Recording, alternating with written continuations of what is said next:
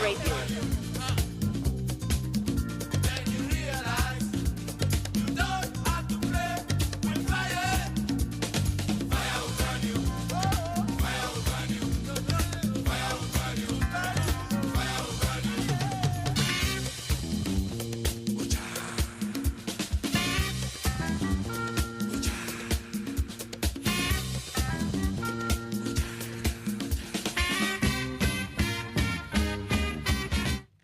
So then, Fire Will Burn You is the program, is the weekend edition. And tonight, all what we got to say, or what we have to say is that we thank God, we thank the Almighty for giving us the strength, the energy, giving us, the enthusiasm, the vibe, everything, in order for us to move about and do the stuff we want or we love to do.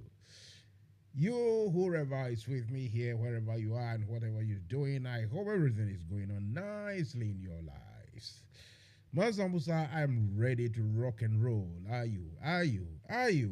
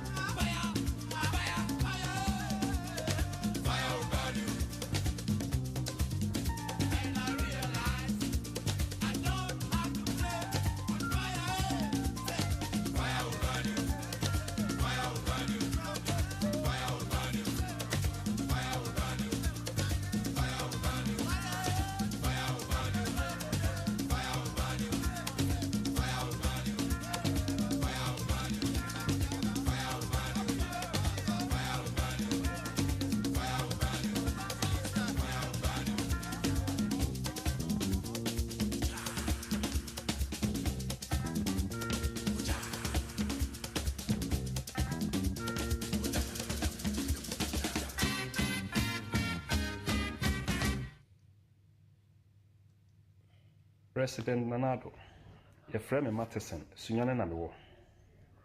Makwatena awonu Holland, ako Sam in Fifure. Sika kakra minya no. Me diaba mia me maimu Ghana. Diaba beto registered bank, eye JN Bank yi. President Nanado ube TV so beka kire Ghana for say. JN Bank anye n'edwuma yi. Ti waje bank ne licenses no. Wo the customers ni sika be mo. 3 years muni Mansa nka me sika. Sika kakra ka ye no so 550 million. Me dia kwa akoto commercial bank. Na me dim say commercial bank de me dim sika koto ho a e save. President Nanado enam IMF bosia na wo kwa akobo ni nti. Osimi mi sika 550 million na odi akwa akoye adwuma nya interest wo so no. Once the Quran umfa mame. Mi sika trene no so. Ose umfa mame. Just 2024. Na sika no interest ketewa no a menya no. Obema mi mu 5%.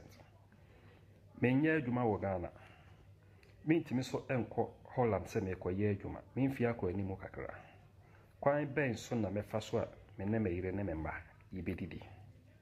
Mr. President, mesrɛ se me ma se me bestri sika efiri ho. Mia mi sika makosam mfifire enya no. Mesrɛ se obema mensa aka. Obi bia obi tie saa me audio me recording yi bi no. Mesrɛ se mo de beto mo platform so. Ebetimi afa so ma President Nanado nensa aka. We nyama se mi bi etie. Ghana mpanyinfo mesrɛ mo so se mo ne President Nanado be kasa ama me. Medamase. Good morning, President Nana Addo Adankwa Akufo-Addo. I'm paying me bano boko. Midin the ASP retired Franklin Nate. Mesun Ghana ewo police mu 24 plus years. Na me gratuity me san kano milito bond 2 years aka 1 year this year September 2023 na mi bond no amateur wo adwina wo di ba ye say wakoboka ana wa bugana abofom enti me bra ma bre sika medi to bond no commercial bank no onfa mame we enye am robber ene ebe chemedi me sika o oman panyi a ya to abama no se onhwe yeso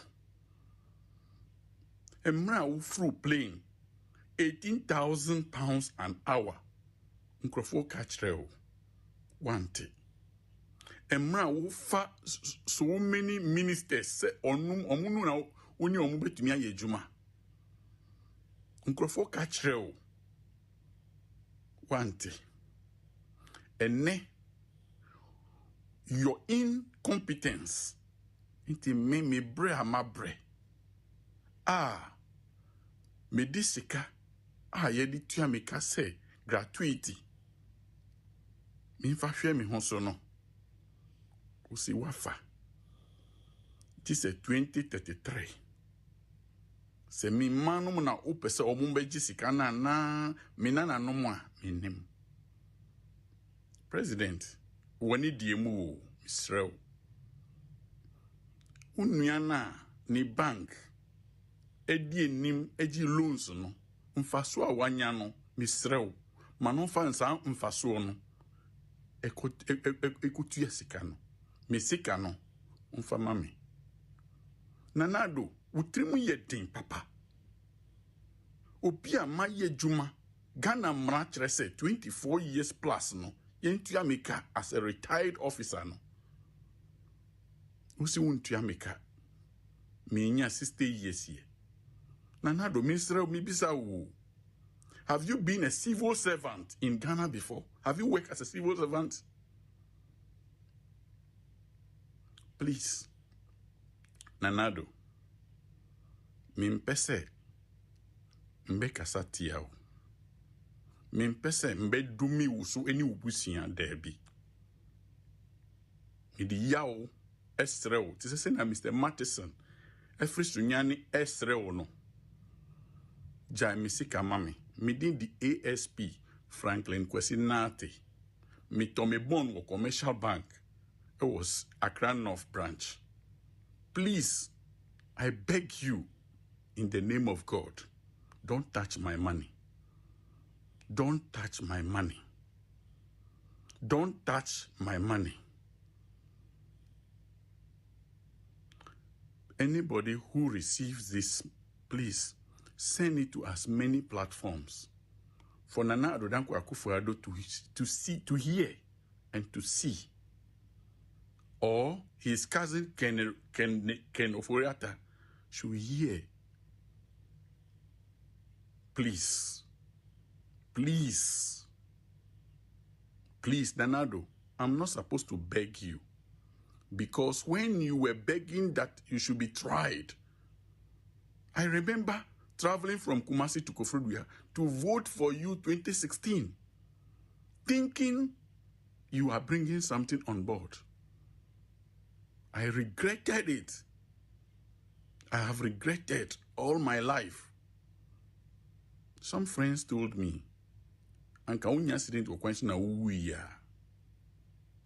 Well, Nana Addo, please, whoever received this message, forward it to as many platforms. Let Nana Addo hear me and ensure I have my money. Thank you. So basically what you have there are, you have communication specialists, directors of communications, deputy directors of communications, technical communication assistants, media aides, media liaison officers, communication consultants, presidential advisor on media who has a technical director to the presidential advisor. Then you have the ministers of state at the presidency. And these guys are there for information minister. Yes. No, go through that list again. Just on the communication side. There's a lot to communicate. Stop it. I'm just telling you.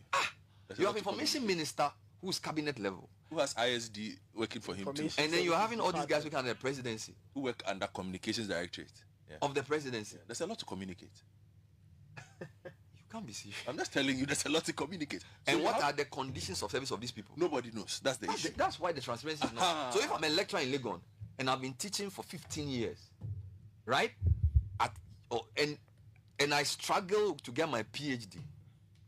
And then you have somebody who is a technical director to who has access to fuel. Read the letter they wrote. They said their fuel thing is not gone up. So this technical director, what's the competence, what's the qualification of somebody to do this work? So if we are not transparent, and I'm saying that this is mathematics, this one is not sentiment. If the government wants... Right, so if the government, anyway, Ghana people and their talk, the journalism back at home is something that if we say we're going to talk about it, we'll spend the whole day.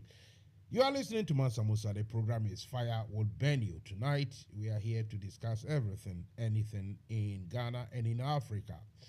Notably, in Africa, those of you who listening to or, interest yourselves with in world issues and African issues. Those of you who always listen to, news and information on major news outlets like the Al Jazeera, Sky News in UK, the BBC, CNN, which has become a joke these days, and the rest of them, you will find out that a lot of countries all across the globe, major countries, have interest, big interest in Ghana. Sorry, in Africa, I must say. They say the same countries, they have influences, massive, whether, negative or positive ones in Africa, which isn't in itself a bad thing. What, though, is a problem that many Africans are ignorant of. Many Africans just, blissfully think, it doesn't matter. And that is, it looks as if we Africans have already lost our self-assurance, the self-appreciation that we are also credible and that we know where we stand, with ourselves in our own existence. It looks as if ever since the Europeans divided the land of Africa and shared it and loot it to themselves, loot everything, share it to themselves and started looting everything, the Africans, black Africans especially, have come to accept our, inferiority. It looks as if we've come to understand and appreciate that we are not good enough, even to think and solve our own problems. So today, as we speak, we have countries all across the globe, major countries who, in any, what we call it, any few instances, will quickly come up to come and try and save Africa. Everything, when it is, farming or famine, when there is no food to eat, hunger, tribal, social, when there is this sort of climate issues, everything that happens in Africa, there are some major countries somewhere who are always thinking or appearing to safeguard our interests. It's so sad that you didn't see the African push, the strength, the energy, the interest, and the influence of Africans themselves in African issues. Tonight, we invite one or two African brothers, and seriously African brothers, people who hail from other countries in Africa, to come and, sit down or stand up, whatever they will be doing at home. I'm in the studio to discuss with us this negative phenomena where Africans don't take pride in anything African, or our leaders are not capable, not good enough to, solve very complex, difficult issues. The reason I'm saying this is that there is a war, civil war in Sudan as we speak. These warring factions, both of them, neither side will listen to anything that Africans will say. But they will, even if, reluctantly, accept or listen to any sort of, they will listen to any offers from outside Africa. That's really, it's a shame, isn't it, ladies and gentlemen? I think it's a shame. Before then, though, let me go to Accra. I have to go to Accra to invite one political, how do I say it, personnel, someone in the political circles. Those of you who have been in Ghana politics for a while, you've heard the name Alhaji Hudu Yaya, and we'll discuss a phenomenon. This particular phenomenon is not new because I remember, I don't know whether 86 or 87, those days, we had this trade fair, international trade fair center opened, and it was how nice, beautiful it is and everything. And we had, I remember that one particular company, those who came to exhibit their businesses at the trade fair center, one company advertised for, front desk ladies, usually very pretty girls, to stand in the, what do we call it, in front of, beside the cars or whatever they are displaying. It's all a tactic or strategy for attracting people and the rest and the rest. And these people advertise that the girls should be fair-colored and that sort of thing. I remember there was a huge outcry, and even Jerry rebuked that company. I think the company, apologized unreservedly. I remember. Now today we are seeing this video going viral. Let's listen to the video according to what I have somewhere in, is it at Spintex? There is a foreign company who have advertised a position, and the position is a high-powered, that sort of position for, let's say, master degree holders and the rest and the rest. But they are not looking for a black man or a black woman. Rather, they want a Lebanese, a Syrian, Indian, or somebody white. Let's listen to one of our predicaments in Africa. Let's listen. There's a Picasso Spanish design actually in Accra. It's a store. And what people sent to me was something very interesting when it came to hiring. Now, we know Ghana is a African country full of black folk. But yet, when you go in a black country, these people bring their white supremacy. Let's look at that advertising. So as you can see here, we're hiring a showroom manager. Key requirements. They want a master's degree. They want at least 3 to 5 years of proven working experience in showroom management. So the candidate must have the ability to analyze and judge plan ability. They said decision-making ability, innovation ability, organizational coordination. It's a cross-cultural and cross-language communication skills. Now, what's at the bottom is we got everybody's attention. It says the applicant should be a European, Indian, or Lebanese. Can't spell Lebanese, but yeah, they don't want no Ghanaians, no black folk in their own country. How does that? So that is a heavy American accent. If you couldn't grasp it, allow me just explain that the advert says that the vacancy is there for an European, an Indian, or a Lebanese. So if you are a Ghanaian and you hold master's degree and you are good at whatever you do, that shop don't want to see you because you are black, even in Ghana.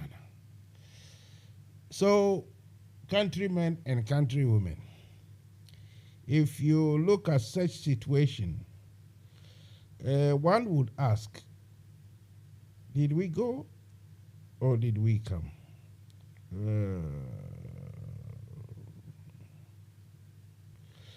So that is the issue. That is really the issue. Any one of you who wants to join, please do call the studio numbers. Don't call my personal number because that personal number is not available, not at the moment. If you want to join in the conversation, kindly call only or just the studio number, because I will use the other number to call and discuss. You know, you can call the studio number, but don't call my personal. That's what I want to say. I'm fumbling a bit because, as usual, I'm doing so many things at the same time. So please pardon me. But we are talking about an issue. A shop, you know, a retail shop in Accra, Spintex apparently, has advertised for a position, a high-level position, a position that requires a minimum of what we call it, a master's degree and some other experiences and whatnot. The same advert says that applicants should be either European, should be either an Indian, or should be a Lebanese. I mean, how is this happening? How is this being allowed to happen? Or why has this been allowed to happen? When in one's own country, foreigners come in and work to their own rules and regulations, their own ifs and buts, their own laws. Is this proper? I bet you're going to say no. This isn't proper. But that is what it is. It is what it is. I'm waiting to get Alaji Huduyaya to come and, discuss stuff with us. It looks as if his telephone is telling me he's engaged on a different call now. So we will stay in there and, okay, thank you. And wait for him to get himself ready.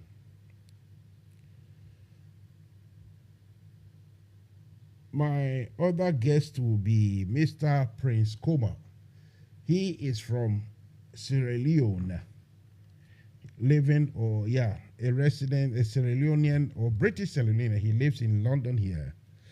And every weekend we decide or we plan to discuss Africa. Obviously, if and when there are very positive or good news, we would discuss them. But trust me that I always love the challenging news or the challenging situations, issues, so that we don't deceive ourselves as though we are, progressing, and yet it is just superficial. So trust me to hear a lot of negatives that comes out of Africa. Like I said, if any time there is the need to talk about any positives, some of us, or Mansa Musa will not hesitate. We will discuss the positives. Where are we? Okay, thank you. We will discuss the positives as well as the negatives.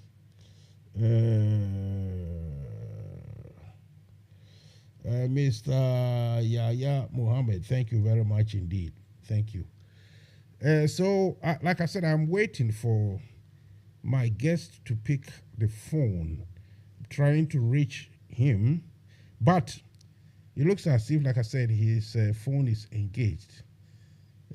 Sometimes my phone can be engaged for about 1 hour. Somebody will call me and try to engage me in a conversation. Sometimes the conversation will take almost more than an hour.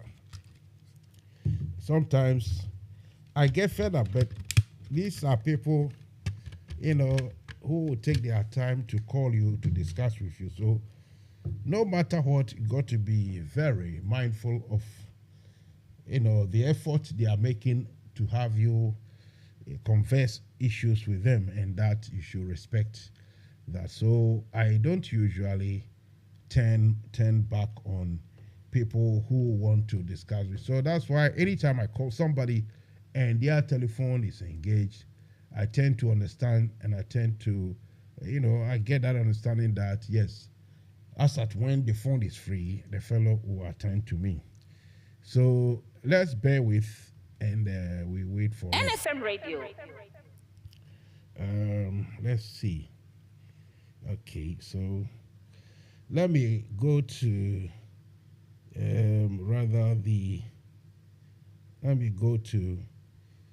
what do we call it, UK here, and look for Prince,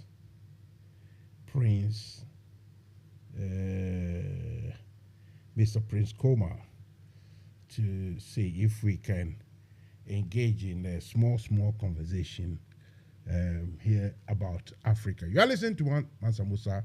The show is called Fire Will Burn You, and as I say every time, there's no literal fire burning here, but it is a discussion. It's so hot. Tonight, if you've just joined us, what we are talking about is, the rather perplexing, unfortunate, it's disheartening to note that almost every country everywhere has interest and influence in Africa. When there is famine, where there's no food, when there is hunger, when there is climate or weather, any serious issues affecting Africans, when there is civil war, tribal dispute, everything, it always looks as if people from outside Africa think or feel they have the power, they have the mentality, they have the capacity or the capability to sort our problems out for us. And the sad aspect is that we Africans somehow seems to have accepted that, inferiority sort of system, the complex, where we feel we are not good enough for anything. Someone got to help us all the time. Ever since our nations were, divided, the land was divided somewhere in Germany, to date, Africans can get away from this mediocrity. Anyway, I've got my good friend and brother from Sierra Leone, Prince Koba, on the line. So let's start the ball rolling and have a good discussion. Prince, welcome to the show.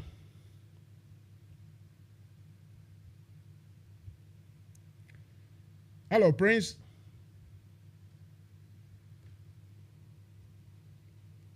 Hello, Prince. Prince, can you hear me?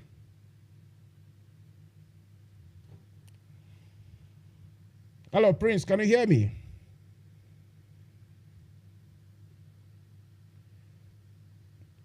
Hello, Prince.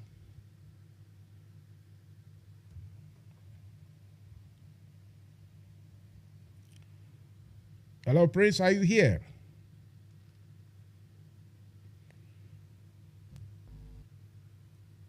Hello, Prince. Can you hear me? Okay, let's try once more. I will redo the call and see, because it looks as if Prince cannot hear me or something. Let's see. Okay, so the phone is going through. Let's see if we can get Prince to talk to us. It's now 8:03. Welcome to the O2 messaging service. The person you are calling is unable to take. Okay, we will get to Prince as at when he is ready. So now it's about, what is it? 3 minutes gone past 8, and the show is Fire Will Burn You.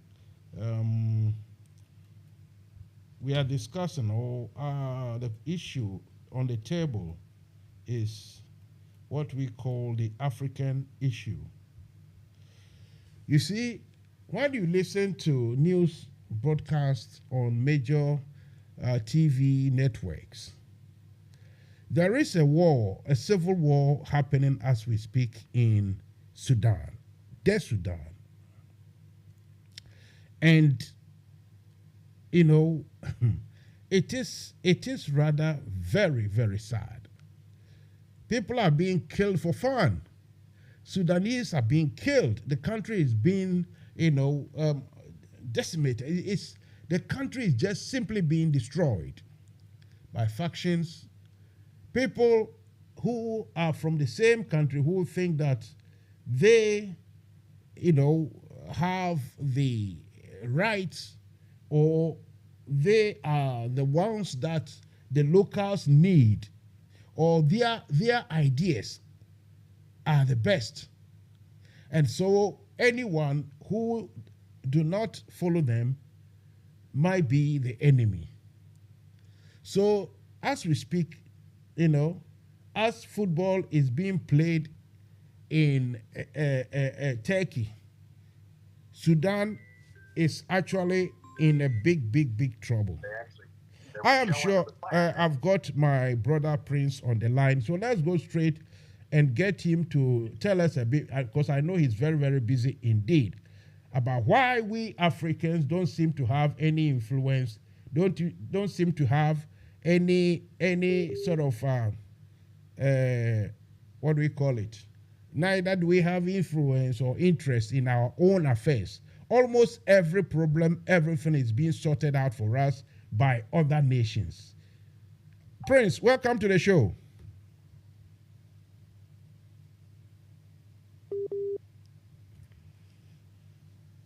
Hello, Prince. Hello, Prince. Can you hear me? Yes, I can hear you. Can you hear Prince, me? let me rather call you the local line, because the WhatsApp is not reliable. Whilst we are here in the UK, we might as well use the local one. Yeah?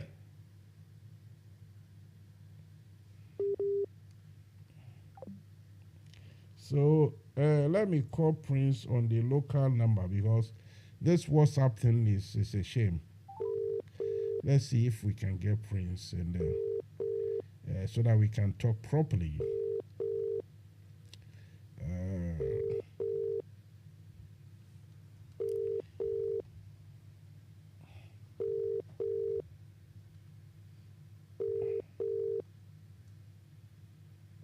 Welcome to the O2. Right.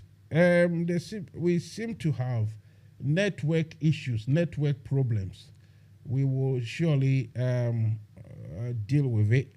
I think where Prince is, even the normal network system isn't working or isn't functioning properly. So I will find out what is really going on. Okay. Okay.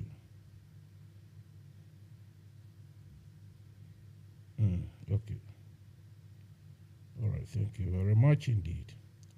Let's see again once more to see if we can get Prince. Mansa Musa is here, and the show is Fire Will Burn You. Tonight is the African Watch Night. This is the time we discuss. Welcome to the O2 messaging service. All right. Okay. Fair enough. This is the time we discuss issues, concerning Africans. And tonight, what I'm discussing, what I'm talking about, is the phenomenon where we see. Okay, thank you.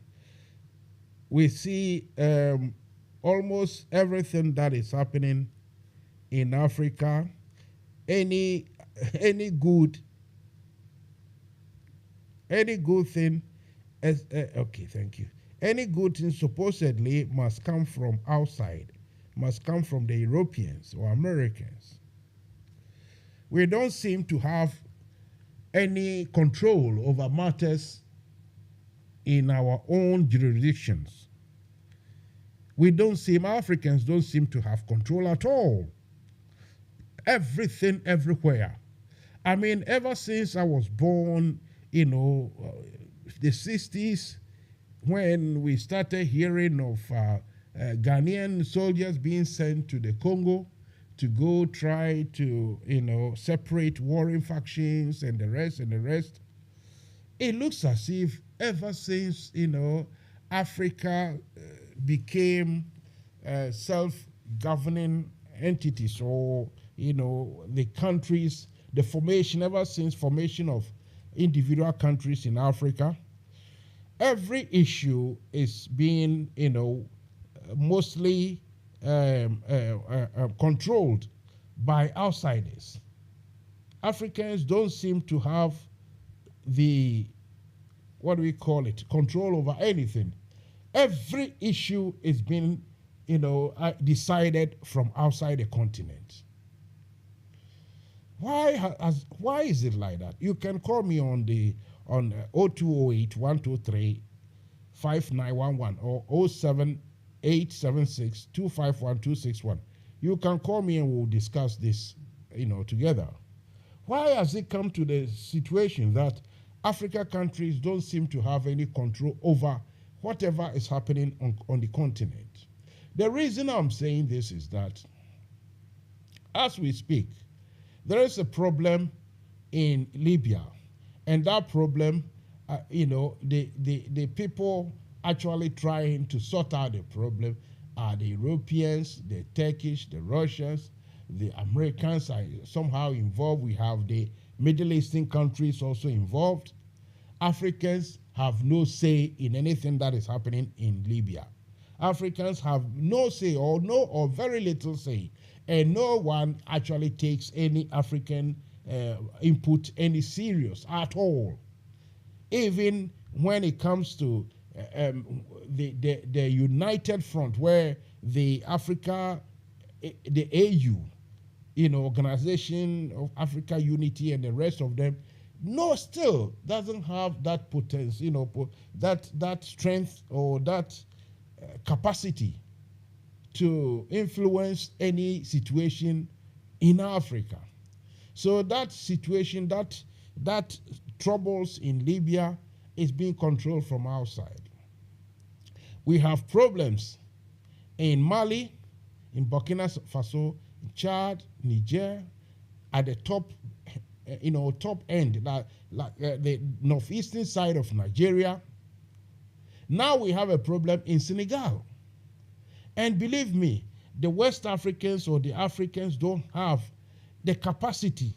They don't have They don't have the or their people do not believe in the African capacity to, solve African problems, which really is a sad, sad situation. My question is, why is it like this? Why is it that we Africans don't seem to have the strength or the energy or the capacity? We don't seem to have that knowledge, that intelligence to sort our problem. I mean, as for problems, they do come. Wars and civil wars and everything. You see? Can you imagine that this war in Ukraine, then Africans will go and try to mitigate or to sort out or something? Can you believe it? No, Africans have no say. Africans don't have the capacity on their own African land, let alone try to go and mediate in other societies' problem. Unlike the beginning of or the middle of the 20th century, 1966, when Osajifo was sent away to go and mediate, talk to the, what we call those people, the Vietnamese, talk to the Vietnamese to come to some sort of agreement, some sort of agreement with the Americans to stop the war. Since those days, Africans have remained, silently obedient and submissive to every other power coming from the outside of the continent. So my question tonight is, why is it like this? Why have we come to this? That the African has no power and no input in any activity or most of the things that are happening on the continent. I'm not speaking from, I'm not conjecturing, or I'm not speaking from, in a vacuum or just making it up. No. As we speak, I say there is a civil war in Sudan. Then what we are hearing is that the Saudis and the Americans have brokered a ceasefire. The Saudis and Americans are in control somehow to sort out the warring factions in Sudan.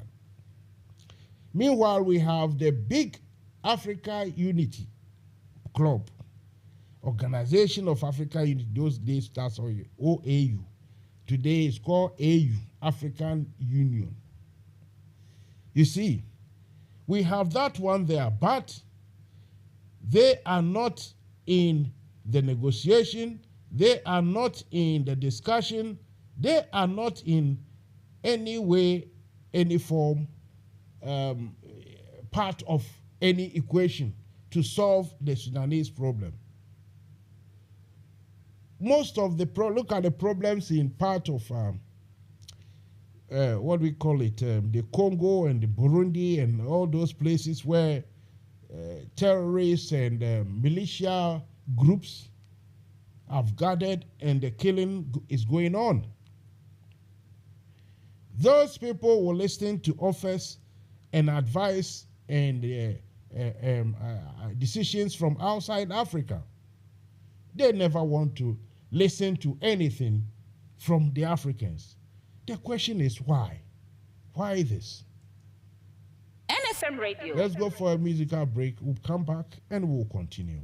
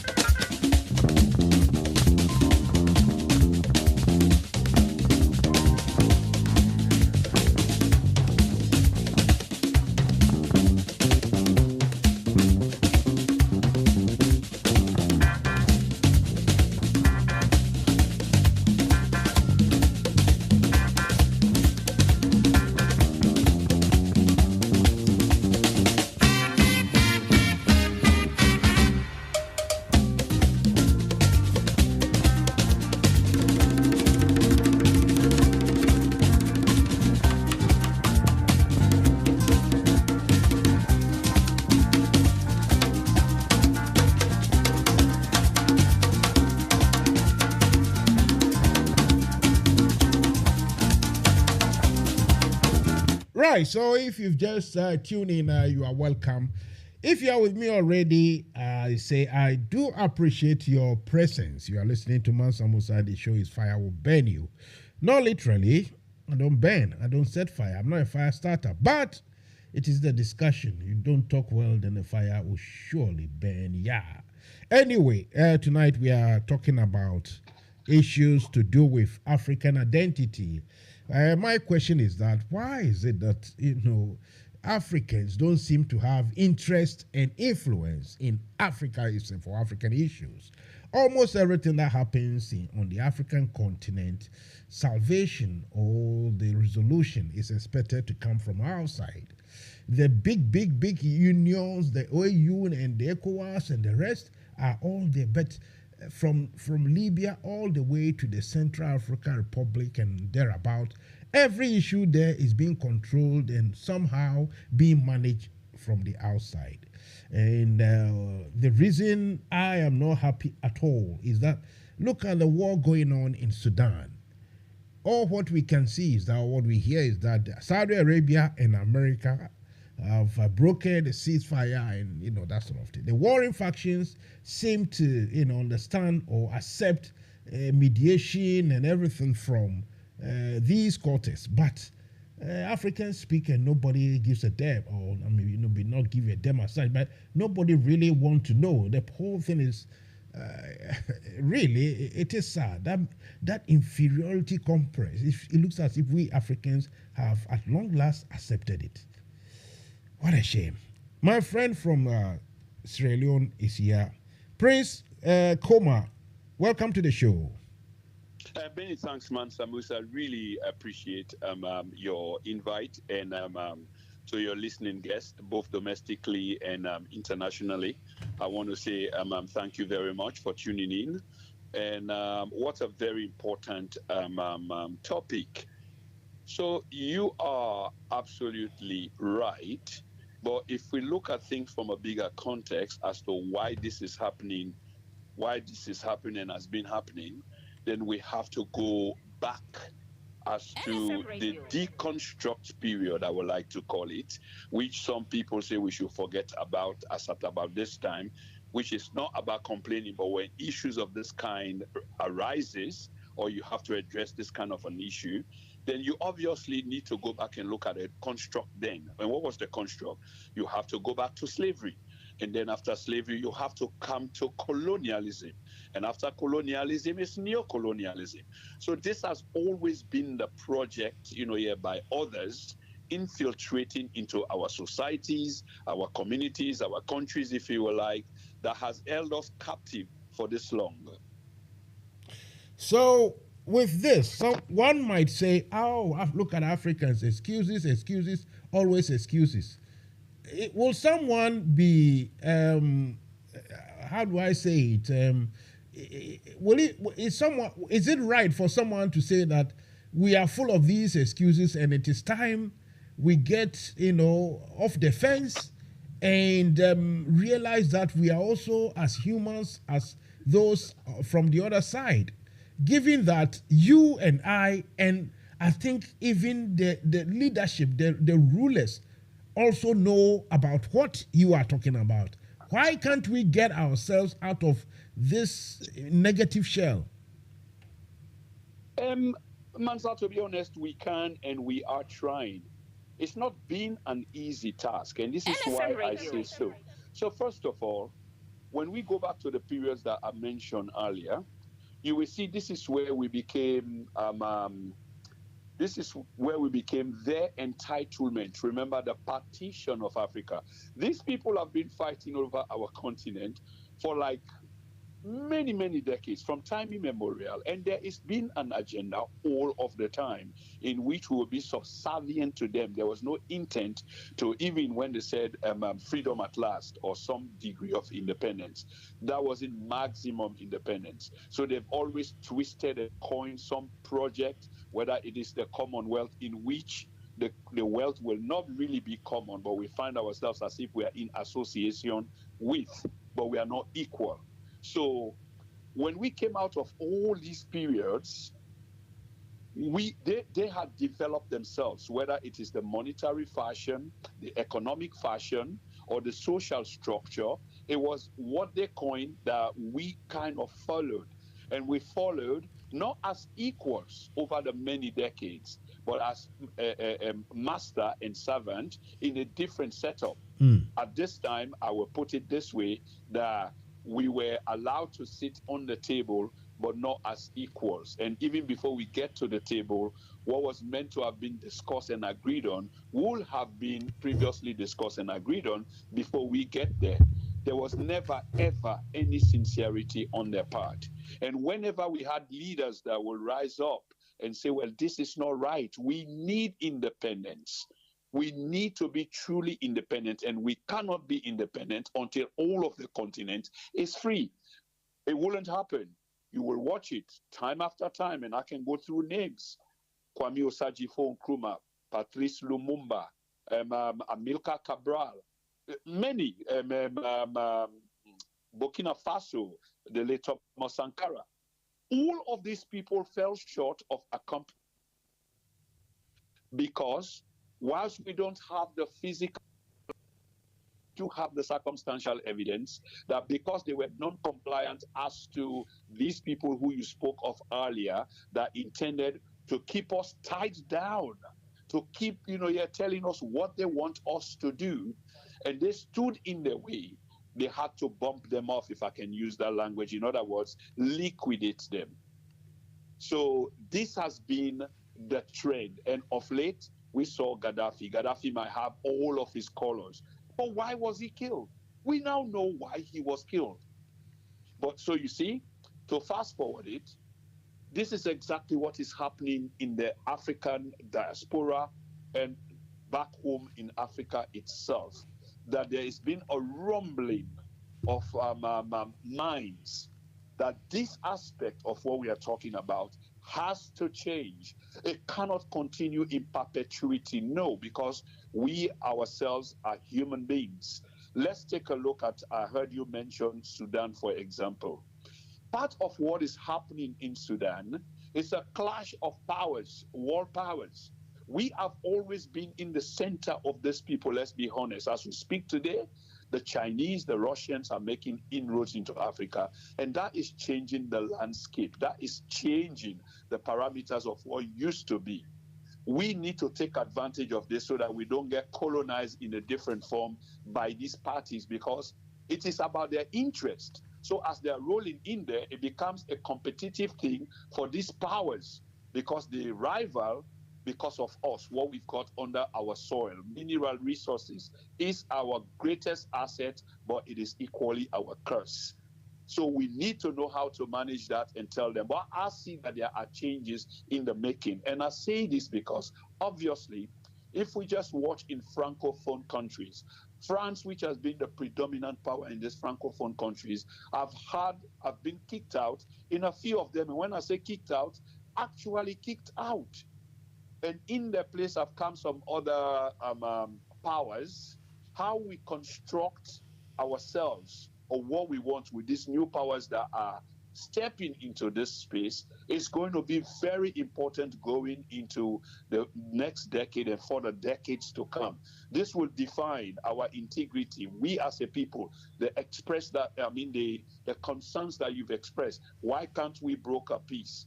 Because no one will listen to us. You have to have leverage. You have to have some degree of power. We do not have it. We can yap and talk all along. We don't develop things. Technology-wise, what we are using now is basically not even ours.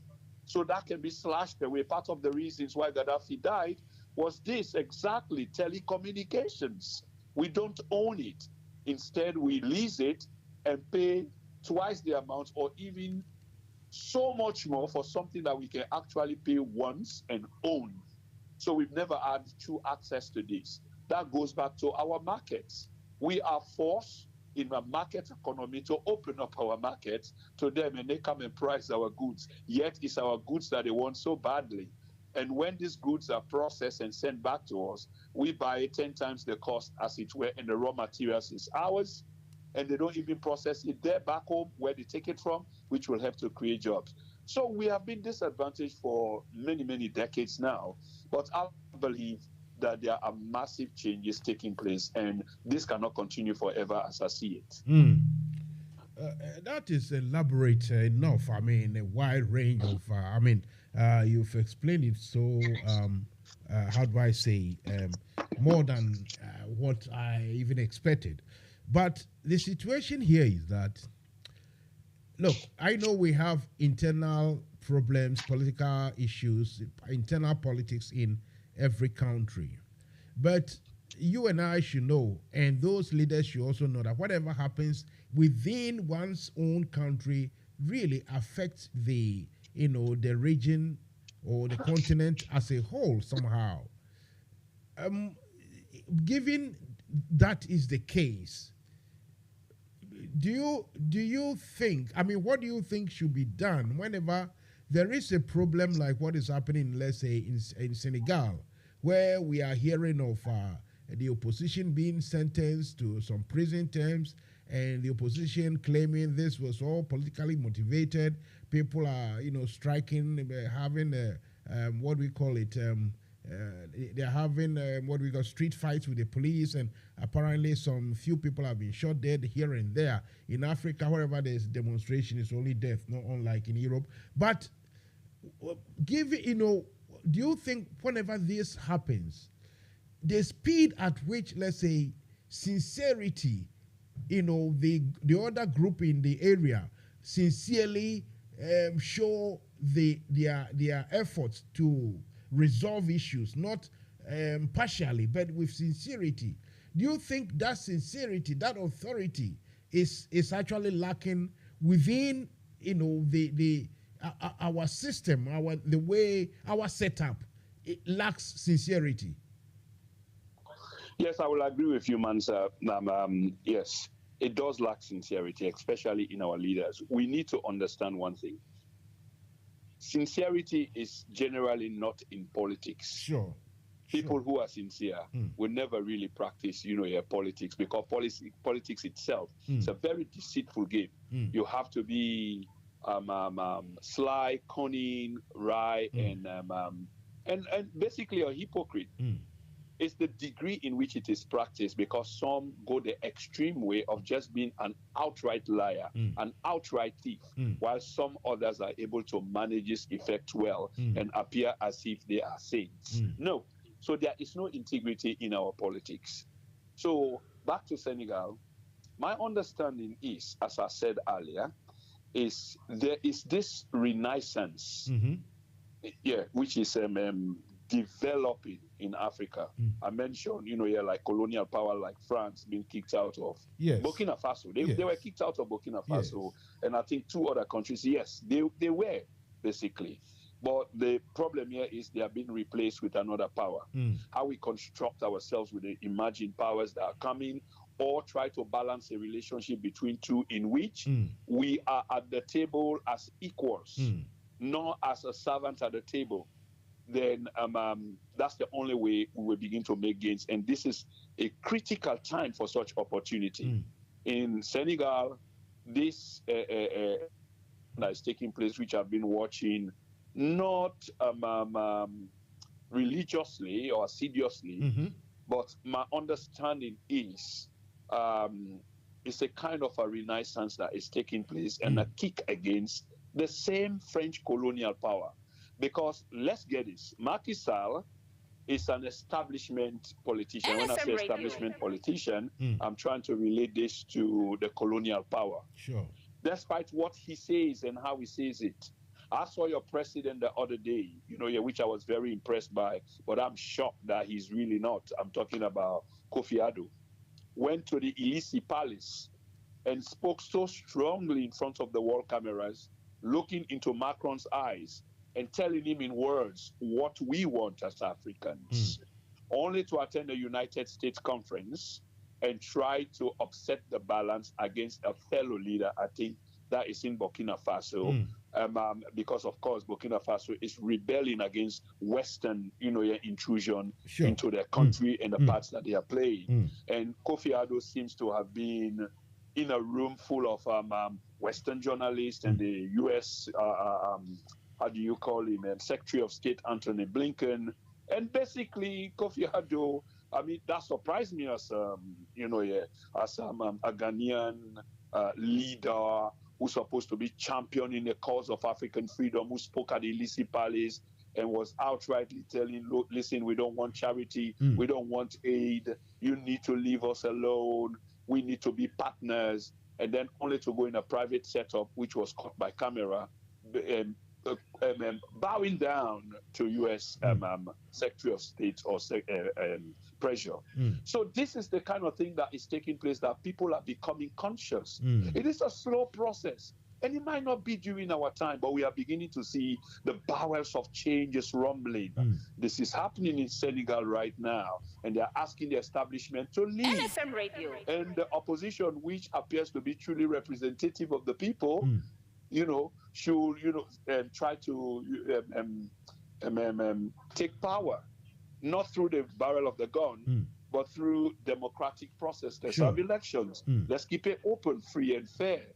So these are the kind of things that are happening around the continent, slowly but gradually, not one induced by the Western powers, such as the so-called Arab Spring. No, this is real. This is a people's movement developing, that we don't want it anymore. We want our own. We want to be partners, not slaves, not servants. And I believe this is happening, and it's going to bring about change. And pretty soon, Mansa, and when I say pretty soon, I'm not putting a time on it, we will see waves of change, kind of taking place. It's happening. And this goes back to your program that you are holding. Why do we always have to go to others to come and broker peace for us? Yeah. Why don't we have that clout? Don't we have that power? These are all interesting questions, and they are so real that you are asking them. Yes, we do not have, and we need to find a way to resolve our issues. And first of all, even before the issues happen, we need to avoid it from happening. And most times when these issues happen, it's because there is an invincible line. Prince, it is there. Yeah. Where you've just landed is my problem. And that is, look at the situation we have at the moment currently between Kosovo and the Serbians. There is tension brewing. You see that the European Union are, like you say, I mean, in politics, you always have your interest. The European Union is more, like the pro-Kosovo than the pro-Serbs. But even within that context, they are trying to somehow, put a stop to a potential sort of flashpoint. You understand? They know that when it happens, then the whole system will be set, it will be imbalanced. The whole of Europe, and they don't want it. But come to Africa, when you see that something has started gradually, our people, I don't know. If it is the ordinary locals who don't have the ability to know everything instantly, what about the leaders who actually should live on, let's say, the seniority, or let's say when there is a peaceful coexistence, that's where they will even make their monies, ill-gotten monies anyway. Why are they not proactive to make sure that these things, they will start? Of course, we are human beings. Things will be started, some misunderstanding here and there. But it's like, you see, my problem is, we feel, in the end, the Europeans or Americans will come to our aid. So they just leave it. When will this stop? I mean, it's a broad question to ask you, but how realistically do you think, like you say, very soon the enlightenment will come? Do you think in our generation, in our lifetime, we will see a proper change of attitude within the African, psyche? Yeah, I mean, I love broad questions. I do broad questions on my program myself. My questions are loaded and compounded and very broad. It only makes sense. It's logical that people will incline to do good and will incline to realize their potential. So this is where I'm coming from when I say a change will come, because when people begin to realize their true value, their true culture and heritage, and then this begin to resonate between lookalikes, like-minded, which is happening, then you realize that the change that we aspire for will come. The reason why this has not occurred any sooner is because, Mansa, let's get it, brother, there's always been an agenda to keep us apart. Now, politics is an extension of war, my brother. Exactly. War is an extension of politics because that's business. That's why there's no integrity in it. You mentioned Kosovo and Albania and Serbia and what have you. The West had a vested interest there, but that interest was not based on integrity at all.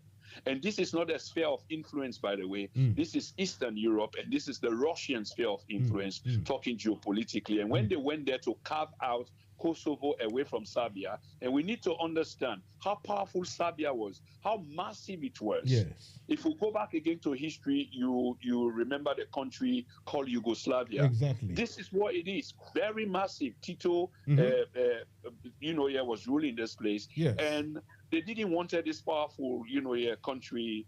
You need to break it up to rule it. You need to break it up, which they did. And then coming back into the 1990s, if you remember Slobodan Milosevic, and then the Croats, and then the Serbs, and then the West went there and bombed the hell out of them, which if you go back and read and try to understand that history there, it was so wrong. But by then the Russians were weak. Now the Russians are back in the business. The game plan has changed. And this is real geopolitics proper, bro. That they're doing there now. It's not the same. The Ukraine war, it's the same thing, a different sphere of influence, because you want to have influence in that sphere, and it all amounts, to money, to business. As the war is being fought, arms and ammunitions have been manufactured. So factories are in full gear. People are employed. People are making money out of the misery of others. Yes. This is what it is. But we have been the victim for a long, long time, since 1945, when Europe actually ended the Second World War, and they went on the table and they said, no more again shall we do this to ourselves. War became something of an alien to them. If it's happening, it's either black-faced people, brown-faced people. If I can put it in a raw acid way, that's the kind of people that it will be happening to. So they were always infiltrating other lands, and spending monies, so that people can fight for themselves, amongst themselves. Because when you're fighting amongst yourselves, you become weak. And then if you watch what's been happening in all of these countries, if not almost all, you will see that where the resources are located are almost always safe. And then they will siphon the resources, be it oil, gold, or diamond. Look at Zaire or the Democratic Republic of Congo. Where's the arms and ammunition coming from? Who owns all those little airstrips that are dotted all over that massive country? Where are these things being flown to when they are taken off the country? In European capitals. That's exactly what it is. But until we realize that, and then begin to see eye to eye that you are my brother's keeper, then until then, we will continue to suffer this fate. But like I said, I believe that it is changing, because most of us are beginning to realize it. And as other powers begin to rise up, if we are smart enough, we can play between these powers. And this is what is happening now, Mansa. I'm beginning to get so positive. I'm watching leaders in Kenya, for example. You've taken the words out of my mouth. I was just going to say we have to give credit where it's due. And the present president of Kenya, what is his name again? I forgot. Yeah, his name has just slipped my mind. Me too. Well. But yeah, we will get it. I'm thinking about it. It's coming and going. No, I've forgotten the name. But to his credit, he is one of the few showing their Pan-Africanist credentials, so to speak. And so we will give that credit to him. Go ahead. Yeah, so you find the guy in Kenya. I think it's Rally Odinga or something, is it? No, it's not Raila. Raila is the opposition. This guy was the vice president. Oh dear. Listen, you keep talking. I will look for it. Yeah, this guy was the vice president to Uhuru Kenyatta. They call him William Ruto. Yes. Ruto is his name. Ruto, thank you. Yeah, William. We got it. These guys have been outspoken. They've been going to conferences or when they invite these guys. And you have Paul Kagame in Rwanda. And then you have these guys are not the cleanest of the cleanest. No. But what they're saying, now I'm beginning to see because they've had enough. Look at Museveni. Yes. You know, they've been coming and selling us their projects, things that they consider to be of some mental retardation. Yes. Let's talk about LGBTQ, if we can just mention it in passing. Look what happened in Ghana. They tried to sell it there. My God, there's an MP, a Ghanaian MP, I've forgotten his name. He roasted them down. Sam George. Sam George, goodness me. We want, like 3 dozen or 100 of those guys, Sam George, and you will see what will happen. But so you see, as Sam George speaks, and more people are speaking up, you will see that more people will be resonating the views of Sam George or gravitating towards him or adapting it. He needs to be writing literature, and those literatures need to be published. So this is what I'm trying to say. So there is a resistance that is building up. Before then, they will come and bribe us with a few millions, and we will take it, and then we will go ahead and do the bidding for them. Now we are speaking against it. Look at Yoweri Museveni. They sent him a bill. He said the bill is not hard enough. He sent it back to Parliament. And Parliament, made it what you will call extreme. But we've got our society. We've got our culture. That has to be respected. We don't dictate to you how you should go about doing your thing. Why should you be dictating to us? This is the junior partner in this process that I'm talking about, which needs to come to a stop, because we need to be partners. We need to collaborate. Stop giving us directives. And this is what this new crop of leaders are speaking to. So at least, it's good to know that we have them leaders you are talking about. Unfortunately, people, the stalwarts, where used to be the massive influence of Africa geopolitics, that's Ghana, Nigeria. Not much is coming from there. It's rather they are succumbing, and they are submissively suggesting themselves and their countries to. In the case of Ghana and Akufo-Addo, we are even going to join the French Legion, as we have already joined the Paris Club. And I always say to people who will listen to me that if that Paris Club was anything to go by, look at the street fights in Paris, if that actually serves in the interests of ordinary people. But there we are, unashamedly or shamefully or shamelessly, our president in particular seems to feel that the best way to get more loans to spend on private aircraft is to be aligned to the West. And that's it. So it's unfortunate. But like you say, some new faces are coming up after the Mugabes of this world, the Kawundes, had left the scene. Gaddafi, unfortunately, had to leave that way. Somebody in Morocco, I listen to them. They don't come out. Moroccans are always very quiet in so many things. But anytime they come out, I feel a sense of, I can live with this. So I also agree with you that, hopefully there will be a sense, a new breeze or a new wind of change to, propel us Africans into, a new reality, at least to be able to level up things. I want you to, just because we are busy, to tell us your concluding sort of message and what you want to tell us and before you leave. Yeah, absolutely, and many thanks. This thing that we are talking about, we are all in this together. It's not an easy task, and people have perished. There have been many, many souls lost along this journey. There have been people within that have made the actions that others plan to take to be independent. They help to make it not possible by going to the very oppressors, the aggressors, and trying to be a part of them. whereas they don't really belong to them, and in the end they were used and dumped. What I would like to inculcate in us is the spirit of the Haitian Revolution. We need to read the history of Haiti, how in the 1700s they kicked out. I'm talking about the 1700s. The reason why they are being punished today, they've never really forgiven them, because why? They dare to raise their hands against the masters. They kicked them out. They bloodied their noses.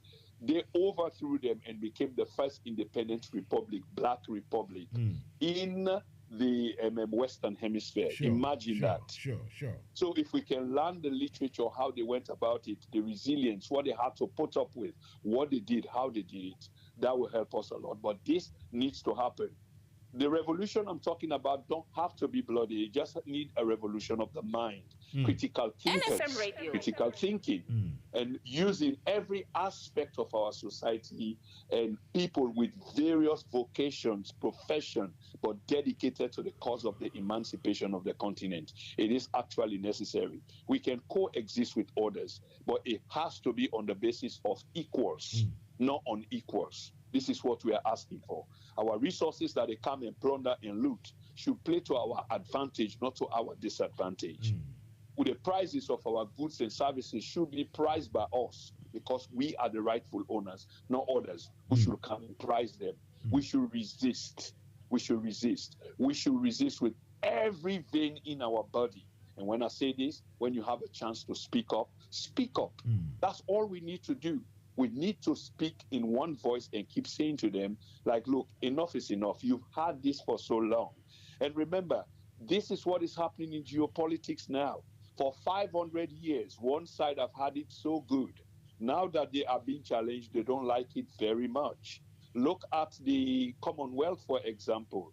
I started this program by talking about a period in time which has been our suffering, the period that they use to deconstruct us. When they started slavery, the people that they took were the weakest. I mean, the strongest rather. Yes. The fittest.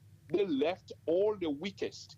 I mean, I'm saying this to people who say, why didn't you develop your societies and what have you? How would you, when people came and took all the people that had brains, half a brain, full brain, fully fit men and women who could have developed the country, but physically, spiritually, politically, socially, they were carted off like cattle into new man's land to help build another people's place, and left our place desolated with the sick, the lame, those with leprosy and what have you, who could barely not function and were left to die. So now that, we've come to realize this after 500 years, we need to wake up in one spirit, the spirit of Ubuntu. Because of you, we are. I will leave that, here with you, Mansa. Can I say thank you very much for inviting me to your program, and to the listeners. It's been a great pleasure. Thank you. And thank you too, my brother. And before you go, I'm trying to get some of our, brothers from other parts of Africa. Kindly do same if you can, introduce some of our brothers and sisters from elsewhere into this program. It becomes all of us our program. We do it once every week, every Saturday, or once every fortnight to discuss Africa. I will leave that one in your hands. And listen, have a good evening and have a good weekend. No worries at all. Thank you so much. I will do. Goodbye now. Goodbye. Bye-bye. Goodbye. Right, so that was me, Mansa Musa, with a very good friend of mine, a German called Prince Koma. Hello, 1 second. Mami fa ade no na ade we na da live a me ni obi interview. Nti mami fa nko off, then me mbo nwum na I will talk to you in private. Oh dear. So that was me, Prince Koma from Sierra Leone, to start with us about this Africa ineptitude. Yemfa nwum ni ntwem na yebesan ba.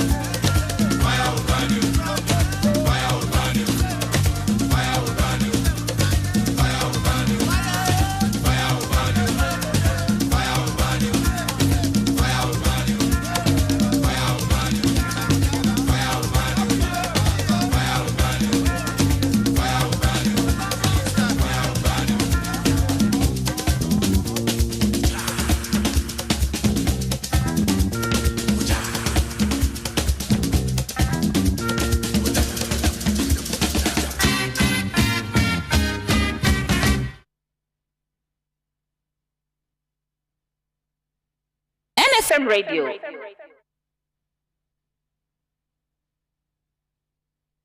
NFM Radio. Right, so you are listening to Mansa Musa. The program is Fire Will Burn You. And it is now 9 o'clock exactly. Those of you who want the news from football news, I think City nil, Inter Milan nil. The studio monitor is telling me that. Anyway, those of you, I mean, you can watch football and still listen to Mansa Musa. So don't make a mistake of going away or anything. Let me see if I can get my other contributor from Accra to take part with us. If I don't get him, we'll make it another time in this regard. Mansa Musa is here till 10 p.m. UK time, that's 9 p.m. Ghana time. And the program, if I need to remind you, is Fire Will Burn You. Let's go to Professor Marty to tell us something. The clergy and the religious this thing, when they speak, they shake the foundation.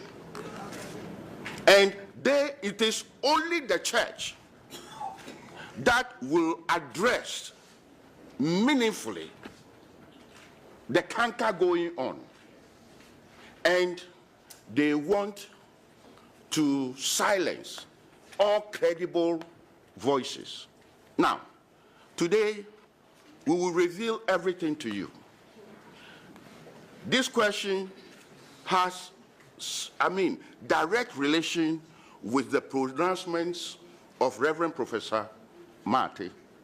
Let me tell you why people do not want Professor Marty to talk. Listen, they have tried, politicians have tried all means, all means to muzzle me, to get me, but they can't. They come with bribes, fat envelope, $100,000. Listen. I want everybody to listen. Politicians came to my house with fat envelope, $100,000, not cedis, dollars. And also with the promises that, if you keep quiet, we will give you a house at Trazaco with swimming pool. You know what? We will give you 4-wheel drive. You know, these people were lucky. I did not have big dogs in my house. Else I would have released the dogs to bite them for the whole world to ask, Papa Moderator, my boy one again. Papa Moderator, I then I would tell me dinsa. Now you release the dog. Then I will tell them, ask what they came to do. You know what? They have tried all means to muzzle me. They couldn't, and I tell you they can't. And you know what? I will speak today, I will speak tomorrow. You know the tax I pay, Osofo? Sometimes when this thing comes and I see the tax that I've paid,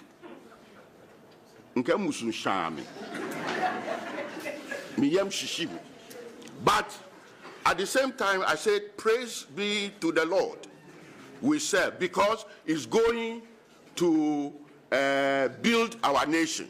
Then when my tax goes, you babies with sharp teeth, you are stealing the money and you don't want us to talk. We will talk today, we will talk tomorrow. Oh, those words that I hate to say. Coons and buffoons, used against people of color for years in the times of slavery. In those days when children, babies, were torn away from their mother's breasts, when brother was turned against brother and sister against sister, when father and mother and child were sold to different bidders. In those painful years, for fear or for some little favor, one brother would say unkind things about another, so that master would whip that brother in public, and the one who reported him gets the crumbs off their table. Beware African leaders, for you are falling into this trap again. You've been to school, so don't be a fool. Think before you speak to the oppressor. Why would the head of one household rise from his household into another household, only to go and gossip and speak ill of their neighbor, their brother? What do they get?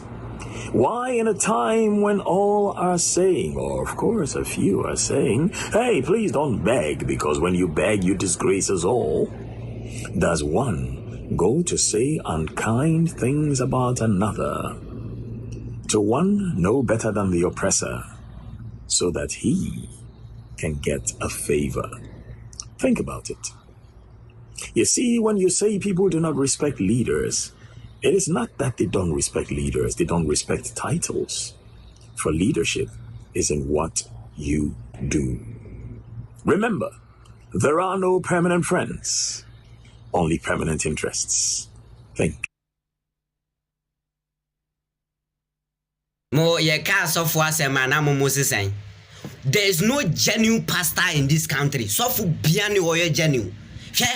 There's no pastor in this country, I may say. There's no single pastor.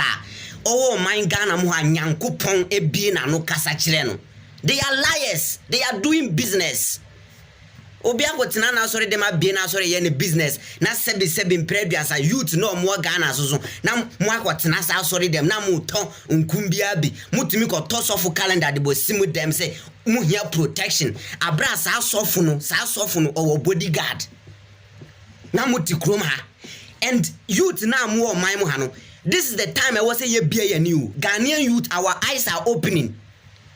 Senka sofu asofo ni a genuine. Adena Christian counselor ye din na youth e wo my moha ye bre.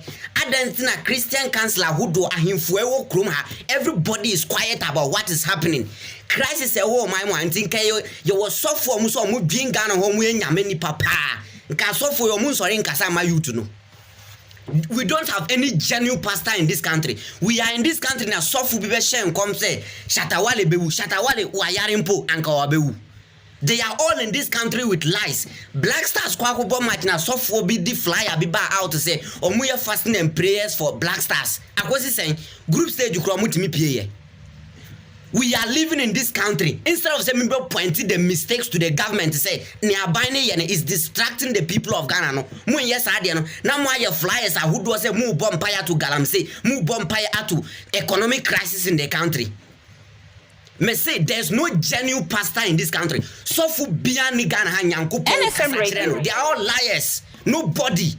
So for biani or my they should come. I can prove to them that they are all liars. So for some people. Comrades and friends, Christmas is here with us again. I am speaking to you in the spirit of the season from Conakry over Radio Guinness Voice of the Revolution. In spite of your suffering and humiliation, I wish that you could have a Merry Christmas and a Happy New Year. This is normally a festive occasion.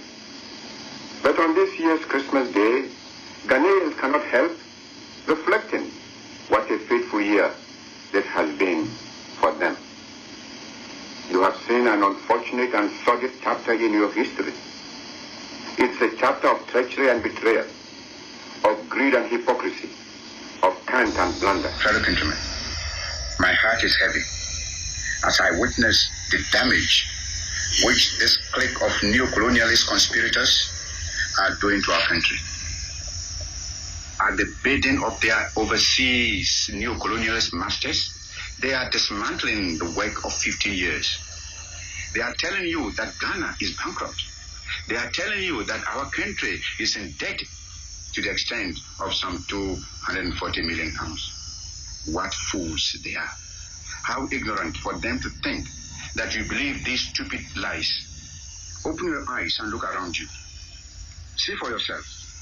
See the splendid new Tamahabo. See the mighty water. Okay, thank you very much, Osajifo. We'll come back to that message, Osajifo's message all those years ago.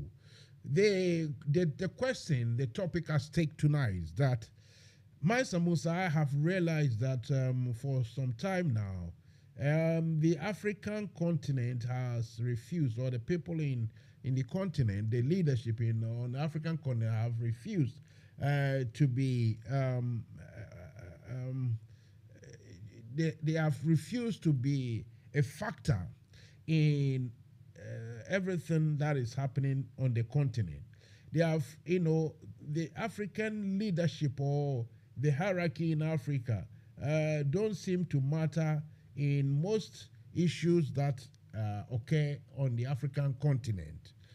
So it has come to remain that everything that happens, Africans expect help or resolutions organized by others outside the continent. This really shouldn't continue forever. This is untenable. This situation is wrong. How can Africans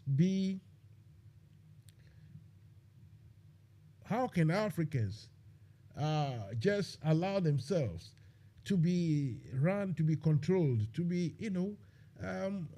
that anything that happens on the continent, the influence and interest always come from outside the continent.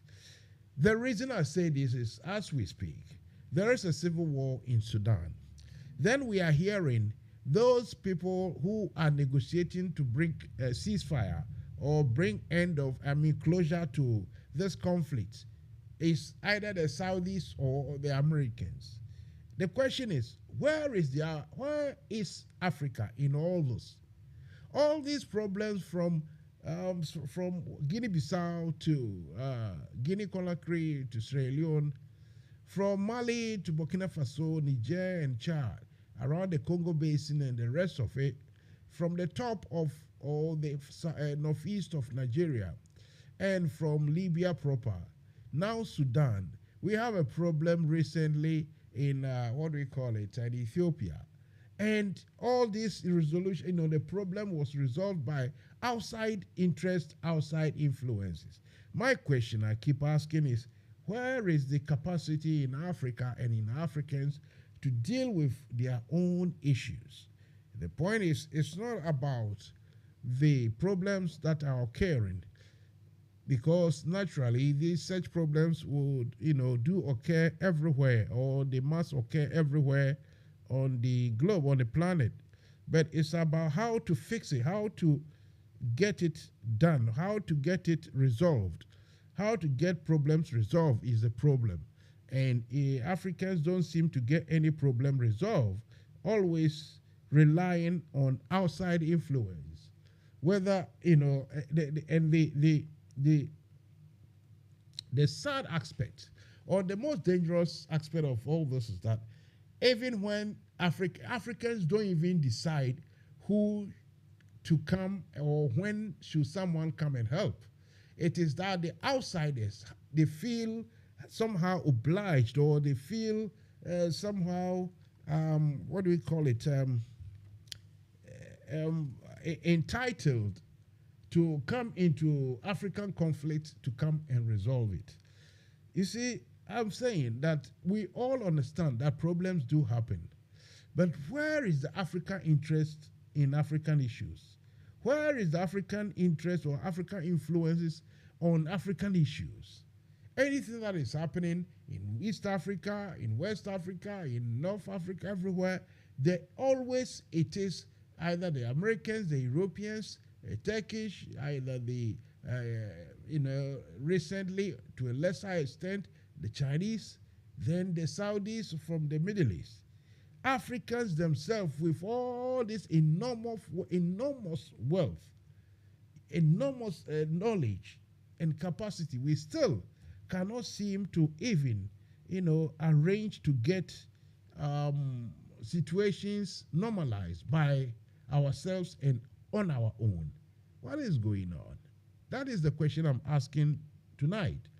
If you want to join me, please do on 0208 123 5911 or 07876 251 261, and definitely, I will definitely talk to you. So, yes, the ball is in our court. The ball is in your court as well. The question is, why is Africa so hopeless when it comes to solving our own problems? Why are we still very hopeless?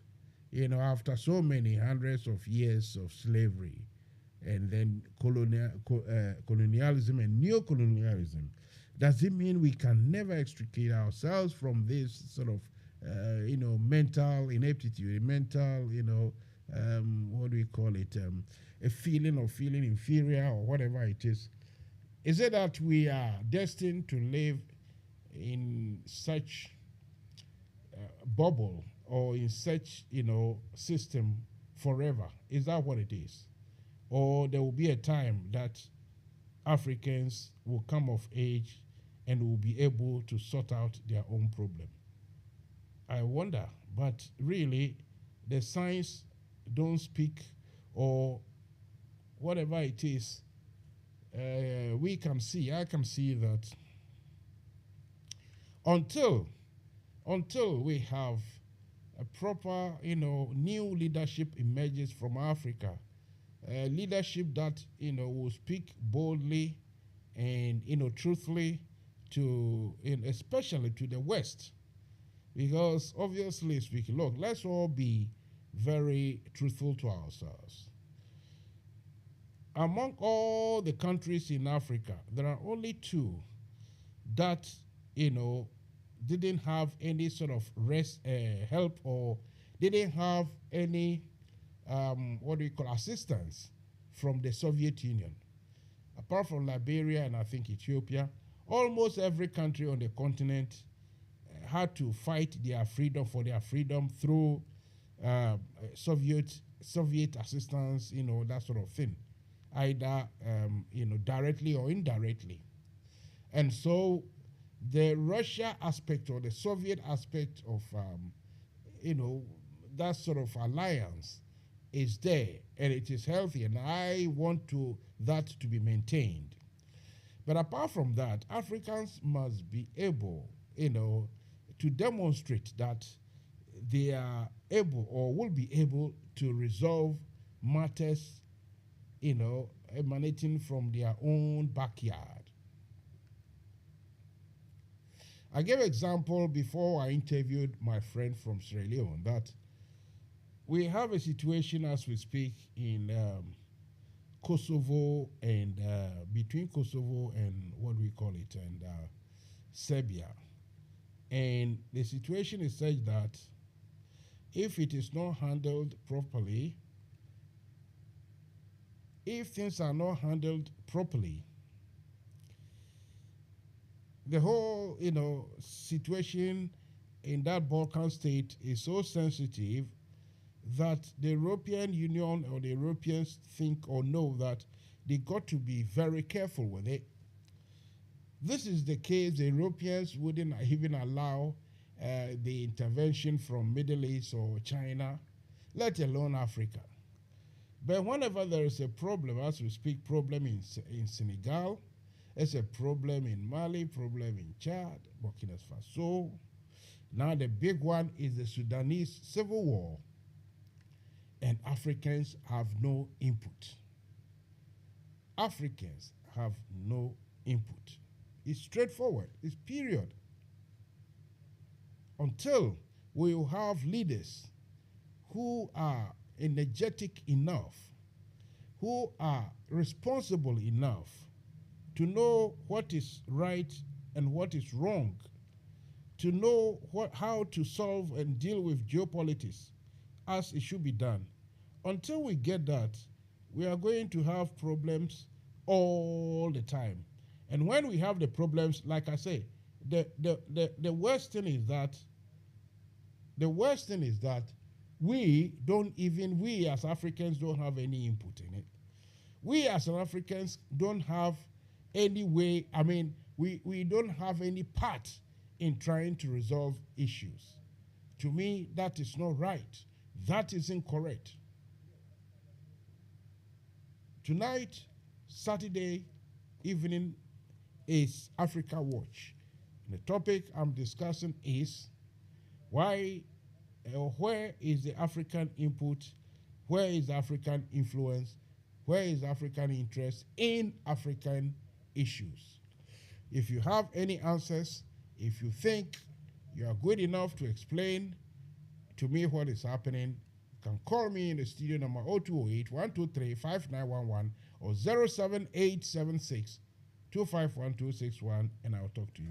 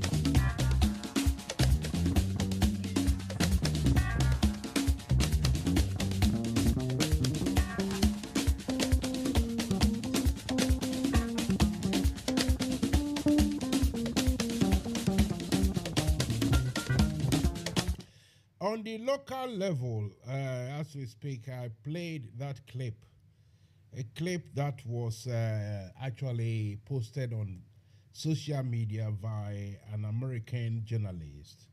It is about a business entity, a shop, or what do you call it, an enterprise in Ghana. That shop they have vacancy for a directorship, or not a director, but a management position, a senior management of that, and it is advertised, but the advertisement goes like someone wanted, or a manager wanted, and that manager should have a master's degree, everything, and also that manager should either be an European, an European, a Lebanese, or an Indian. So the criteria is that if you are not an European, if you are not Indian, if you are not what do we call it, a Lebanese, that means don't even apply because you won't get a job. So a job vacancy in Ghana being advertised is actually prohibited. Ghanaians or black Ghanaians are prohibited. You can be a white Ghanaian, a white fellow with Ghanaian passport, or you can be a Lebanese, or you can be Indian. Oh, that one, you'll be qualified to apply. I mean, you can apply for the job. But if you are a black African or a black woman, whatever it is, you won't get a job. And this really is wrong. The question, though, is that why has the American journalists picked up this and Ghanaian journalists have not? It's all, some of these questions needs to be answered. And I don't know if you have heard or you have watched this particular clip.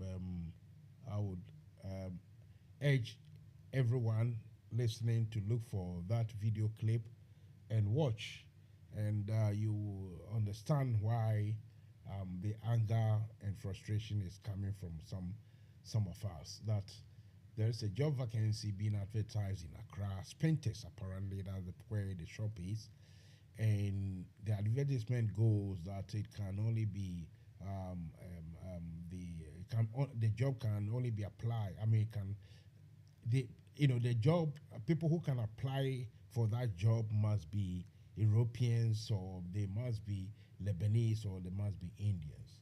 If you're a Ghanaian, don't even go there. And this job is in Ghana. I mean, where else can this happen? Where else can this happen except in Africa, except in Ghana? You see what I mean? Osajefo's Ghana, when, Osajefo may be shaking in his grave. I mean, it is very sad. I remember this is not the first time, really, because in the 80s, either 88, 87, 86, thereabout, there was this trade fair show or activity, the International Trade Fair. And, that also the trade fair, that particular activity had this entrepreneurs and businesses opening their offices or their showrooms for prospective or interested people to come and view what they have to, offer or have on offer. And seriously speaking, one of such shops or owners of such enterprise advertise. I remember in the 80s that they want young women or young girls as receptionists. These are the girls that stand in the showroom, like motor showroom, standing beside beautiful cars and that sort of thing. And the caption was that those girls must be maybe a certain height, slim, and of fair colored, white people. And I remember that those days, Jerry Rollins, got the hump and berated that company. I think in the company ended up losing its license at the Trade Fair Center, and also had to apologize profusely. But, that was then. Now, if we are having the same situation happening again in Accra, that is not really good to happen. I can say that Manchester City have just scored. So it's 1-0 against Inter Milan. 67 minutes gone, and it's Manchester City 1, Milan of Milano, that is Milan, it's in Italy, 0. So Manchester City 1, Milan 0. Let's go for a short break and let me play one of these sound bites for Mr. Kwesiakwa. Oyeza Munya NDC nya ewo United Kingdom na Ireland chapter da ma bri so michia na menyu ba bezian abato ho nkomo dem a wore enyim na oka kakra na yakoto aba yeze yanim penyufo a wo bohwe party do wo dam chapter ya meji ho nkomo na menyu ba bezi chairman akwa no ho nkomo da mabri chairman akwa campaign for we gina there to one do abana wombe chairman na mu chairman akwa de ogina ho prekope nti mesraw de ebo to waba na eza ma chairman akwa na wabe chairman bo United Kingdom and Ireland chapter osane de okita nhihye bebre a yame na dom na so be chairman a opede ozuboa awo a eye member wo United Kingdom na Ireland na NDC party ni na da na dom nhihye no mu binyi the establishment of a welfare program. Dem welfare program yi no mu mfaso binyi abribiara NDC ni ehwehwem bo wo sikasama fem bibi kakre bi a ezebototo nzama wa abra ahokyira aba no dem welfare program yi bohwe na wonsa ka bibi kakra ofi £50 zuko £400 na enyesika etum ebotua eyi ya chairman akwana adwe na opede odzeboa NDC ibiso nyi de NDC member biara obenya any immigration issue ana mbrem nsemi biara wo bibia otena wo United Kingdom ana Ireland chairman akwa establish mpenyumfo a wobetsena ho na wahwe na advice biara oyembra kono do na wodi amaw impo se pelo yenyi bi na wegina na waka wasem bi amaw wo United Kingdom ha ana Ireland da mpenyumfo yi wo mu binum ye lawyers a wobotum wegina ma amaw na waji bibi kakre bi wa bra wobotum wa abo na wo bibiara so akodo. Welfare program kuriyara suya chairman akwa opede ozubbo azi onu so behwe na yenuanum a wo United Kingdom na Ireland nyinara awona woye into event organization photographers awona wo hihye bibia amanfo ye one parties one weddings ni nyina obaka wo nyinara abom dem obeya NDC member biara obenya any event de oye wedding outdooring bibiara no wetu wa bobo no wa ya ama no wa bra onkotue sika ti dem a okakafo bi wo paado ana enchen bi na wa baye da madina man chairman akona nimpemfu so bohwe na abribiara any welfare ana any social issue biara oba affect any member biara no obaba obopwe wechi na bibiara ode wodemo ana bibiara ode woye na wodebo wo program wa kodo no wetum wa yendam na ahomka waba welfare program yi bibia se nyamobo na se chairman akwa obeye chairman wo United Kingdom na Ireland no munsam kakra na me putu hu za atrewi odobobaji na woda aboa awo member na woda aboa yen NDC MPyi na pebenazi munua NDC nya ewo United Kingdom na Ireland to waba former chairman akwa nyamobo na sanensa kazebiwo na ono so obegina na wahwede mama ka nyinara odebe yidwuma na party na akwa nanyim. Right. Later on, I'll play the other one that belongs to Dr. Joe Owusu Ajima. I have a caller here. Let me find out what he or she wants to say. Hello. Hello, Mansa Musa. Yes. Hello. Can you hear me, please? I can hear you. Your name, please. Oh, Segabo speaking. Segabo, yeah. You are welcome to NFM Radio and to the show. Oh, thank you. Thank you for having me here. The trouble in Sudan. Let me say this. One of the problems in the world from creation has always been people's personal interest. When a person's personal interest overrides or supersedes his partner, nothing will work. From individual level, from marriage level today, we're talking about a man shooting his wife in Ohio, Columbus. Columbus, Ohio. Well, listen. A man marries somebody having 4 children, and then the woman wants to go back to her former boyfriend. This man could not take it. Why? The decision from the woman was her own personal interest. He wants to go back to her former boyfriend. The man could not take it. The man's own personal interest drive him to shoot the woman. I'm not supporting it. But what happened there? Personal interest. Now, in corporate level, you can even go into a company and even inform your friend, oh, they are looking for a marketing officer here. Your friend will come in there Due to personal interest, he may even want to override you and become the manager, supersede you, and even start talking about you to the manager. Or in the case that he will in favor of the company and become the big boss there. People's personal interest. The story from Eve and Adam, personal interest, is always causing troubles. If you go to Sudan as a state, moving from individual level experience to state. Now, we are not going to say that Africans have not been there. The AU have been there. We try to settle these calls. Americans have been there. People have been there. Today, religion is playing part here. They are now aligned with the Saudi Arabians, the Arabic people.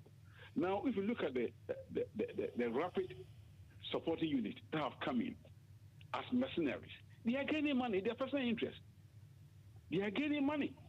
Just as the people who are being employed by Putin to kill people in Russia.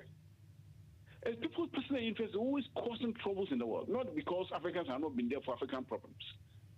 People's personal interest override. And when we have people's personal interest, I'm not interested in this, I want this. What can you do?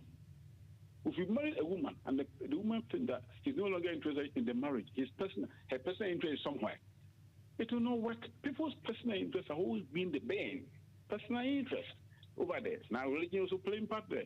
AU has been there trying to solve the problem. They won't listen. Now they want to align with their own Arabic people. And how can you bring a mercenary? People come in there, they want to, let's merge with the national army. They say no. Because they are getting something. They are selling arms, getting arms from Saudi. And they are being paid, even though they are being killed. They are being paid.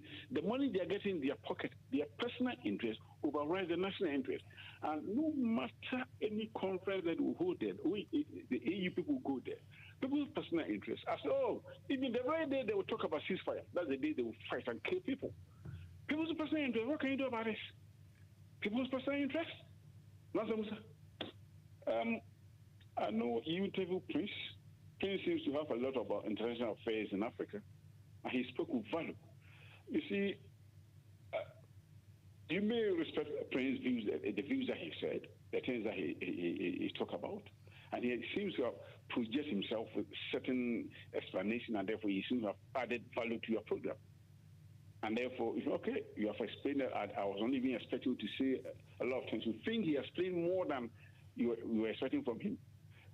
In Africa, in our fight against from slavery to colonialism, neocolonialism, blah, blah, blah, blah, blah, we as a country do not use our resources to produce things, no one's going to take us serious.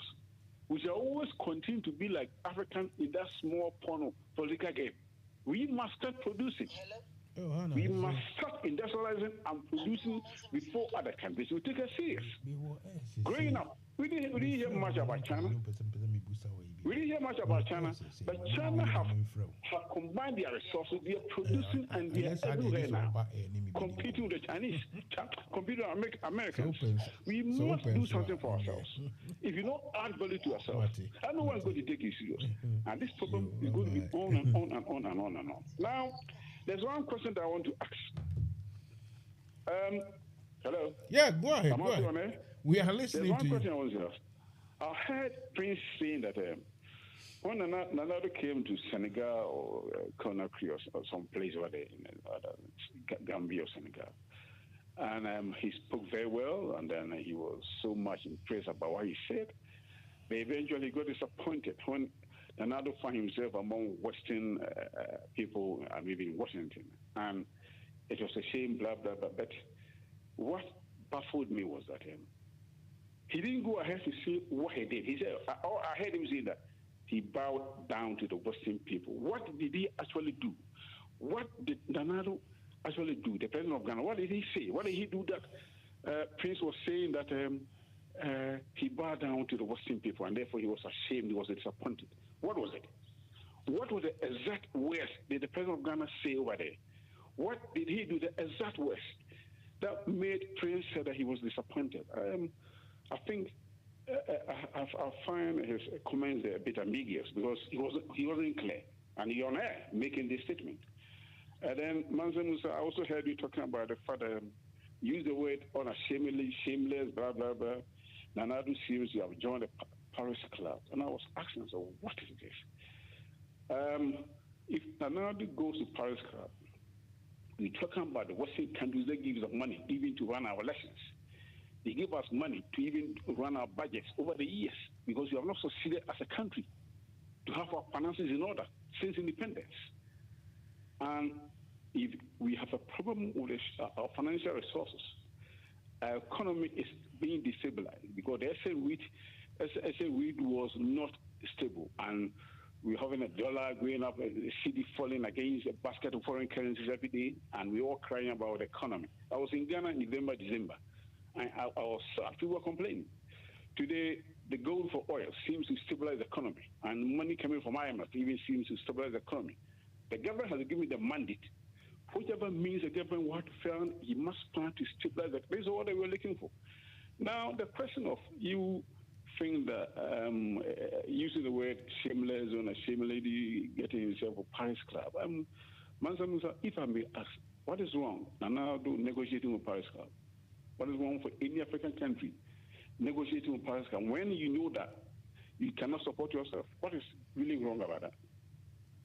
Okay. Can you explain? Because we owe them, and we are going you for see, IMF. You see, I'm just listening to you. I don't want to debate you because all what you said, I can debunk and dismantle everything. But you see, we are on the African stage, and my question was that I don't like the way everything that happened. In fact, ever since the African continent became, the state got formed, only one instance that I can actually point to where Africans did solve or resolved a situation on their own, even though they had the support from somewhere, but they did only once. And I am an African. I wish and I wished that this ceasefire, which has been agreed now in Sudan, was arranged by the Africans, but it wasn't. Don't lie to ourselves. It's America and Saudis. The interest is always coming from outside. The interest and the influence. We Africans have none. So I don't want to debate you. Really, I don't. Even if you want to take sides because I mentioned our president and you are not happy with, fine. I mean, that's the beauty of conversation. You can go ahead. You keep telling us what you think about the whole situation. Not that because you mentioned the president. I'm talking about this because a lot of people are listening to you. Somebody may not listen to the whole program to the end of the program. So when you make a point, but you know that you even didn't listen to it carefully. You didn't know exactly what we talk about. If you knew, you would. I heard you saying that Nana Addo seems to even ally himself with the Paris Club, and I want to get an explanation. Listen. Yes. The Prince Comer's comment about what Nana Addo said at where? Did you listen carefully? Where did he say Nana Addo went to say that? No, he said no. The exact spot that Nana Addo said does not matter to me. It does. It does. The exact words. Okay. What he said. So if you heard the exact words, why are you not mentioning the exact place Nana Addo went to talk, as though we don't want any handouts, we don't want any, aid and all that. And you still don't even remember when Nana Addo said this?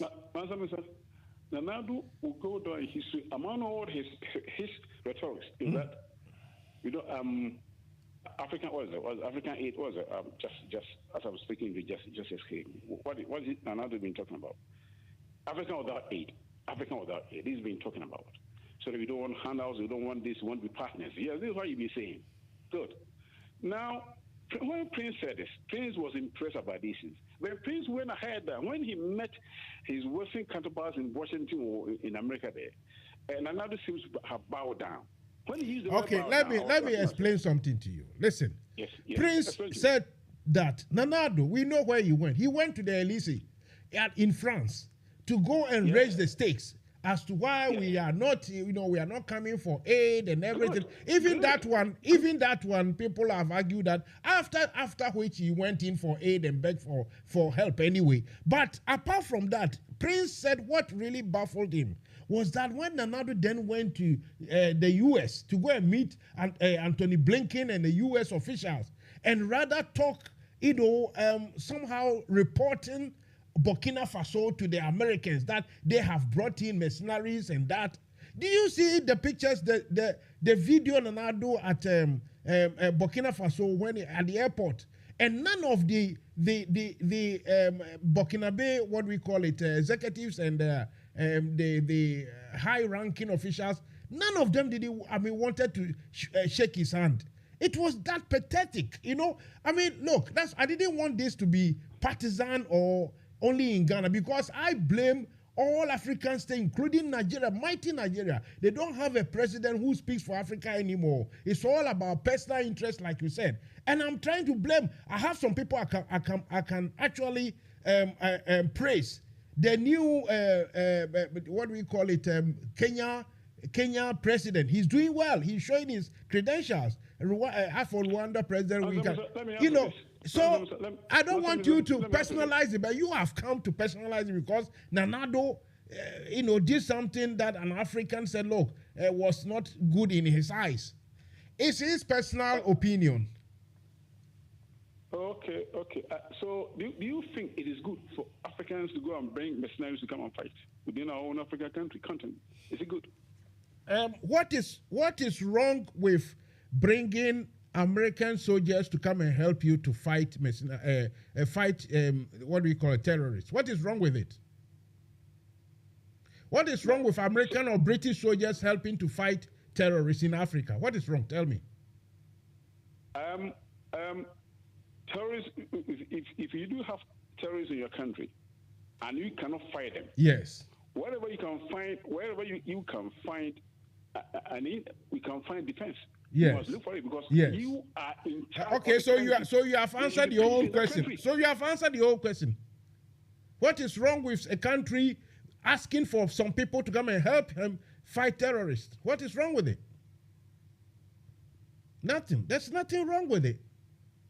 So yes. That Western narrative that, if it's American, British, it's all good. But if it's Russia or Chinese, the whole hell has to break loose. Jesus Christ. Listen, for me, I don't live in Ethiopian, and I wouldn't say dogmatically that everything that the East do is good. But I'll tell you this, whether you accept it or not. Only 2 countries on this planet of continent of Africa that didn't get the support of Soviet Union when they wanted emancipation.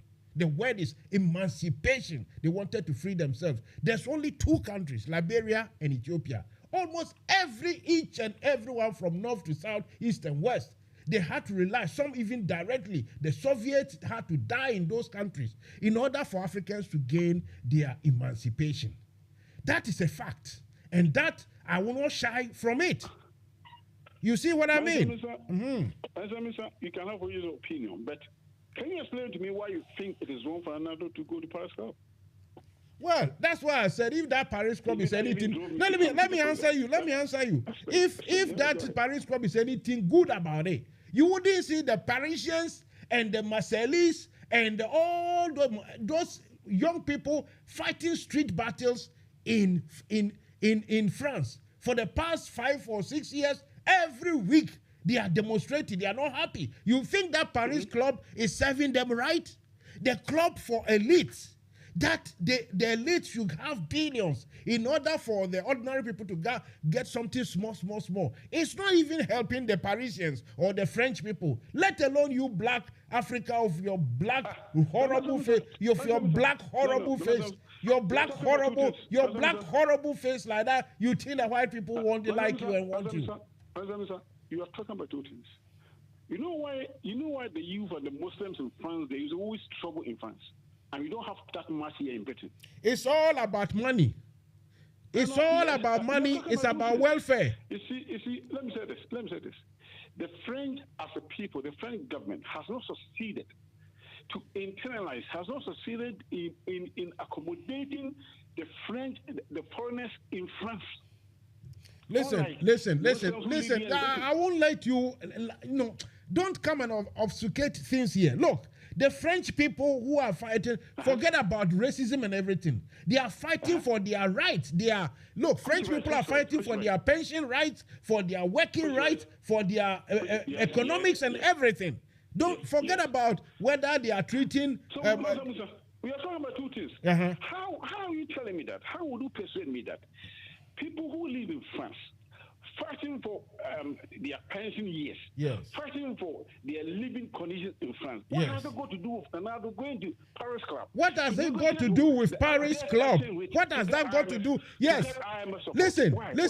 The Paris Club, if it's anything good, it would have helped the Parisians. That's what I want to say. There's nothing good about it. There's nothing. Look, and all what you have said, you said, your economy that you cannot, your economy is controlled. Are you not ashamed? Are you not ashamed with this wealth? Ghana has been, listen please. Ghana has been to IMF for 18 times or 17 times. Are you still not ashamed even saying this? That we have to still go there?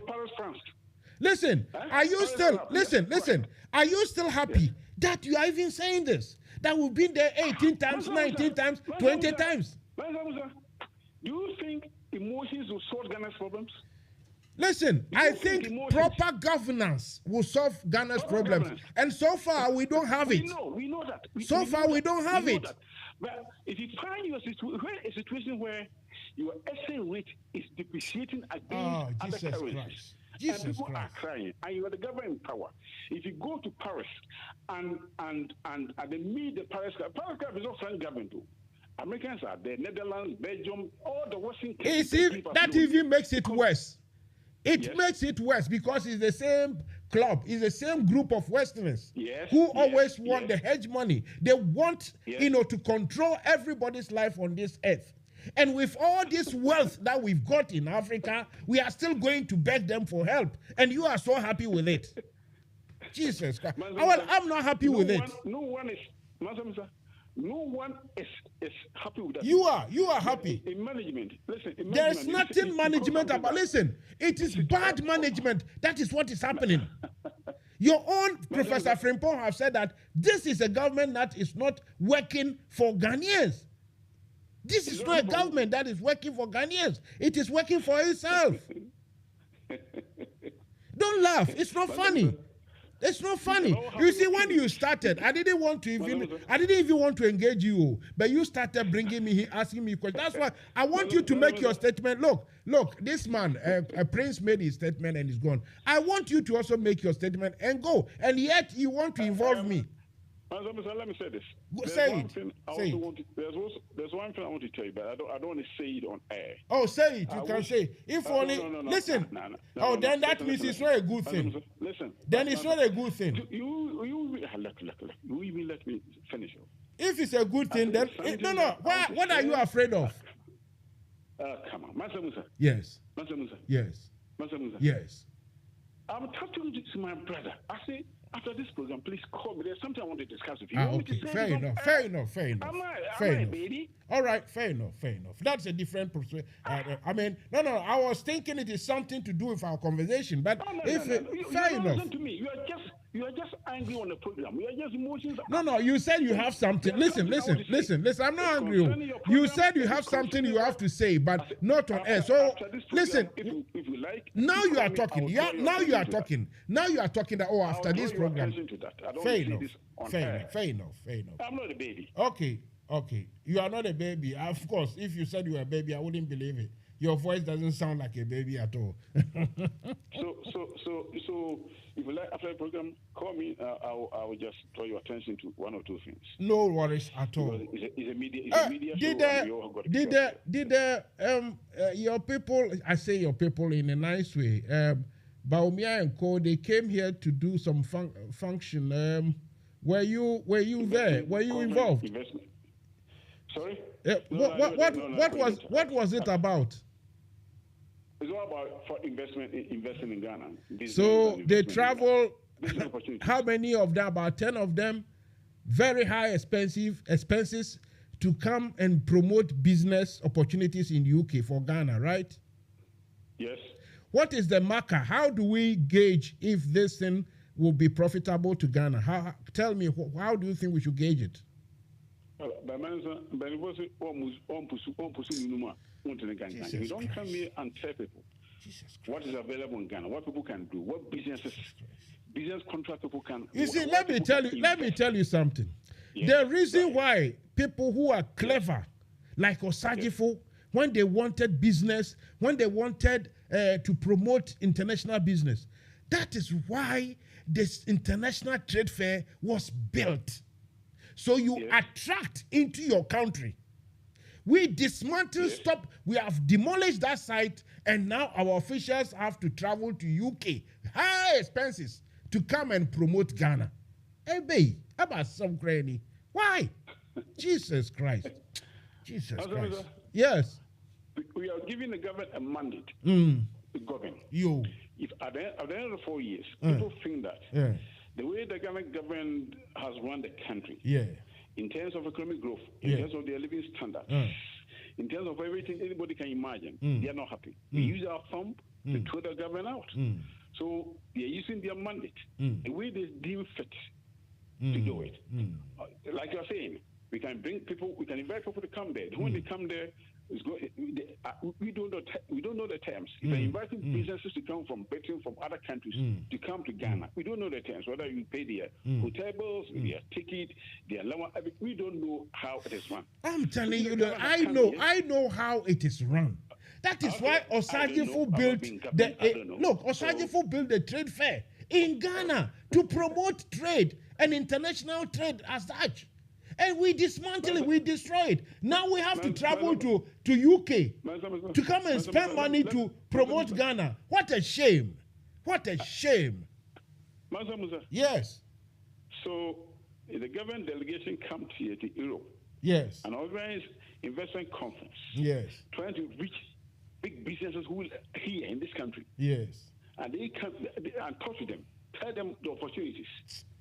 Most companies living in Britain here also have bad image about Africa, about Ghana. So when Baumia comes here, it will be okay. So you can come here and reach them and tell them what is happening there. Let me tell you this: any country, let me tell you this: any government, any party in power which will do this, I will tell you, it is wrong. I'm not saying it's wrong because of MPPO. It is wrong. Look, it's waste of money, waste of resources, waste. Osri.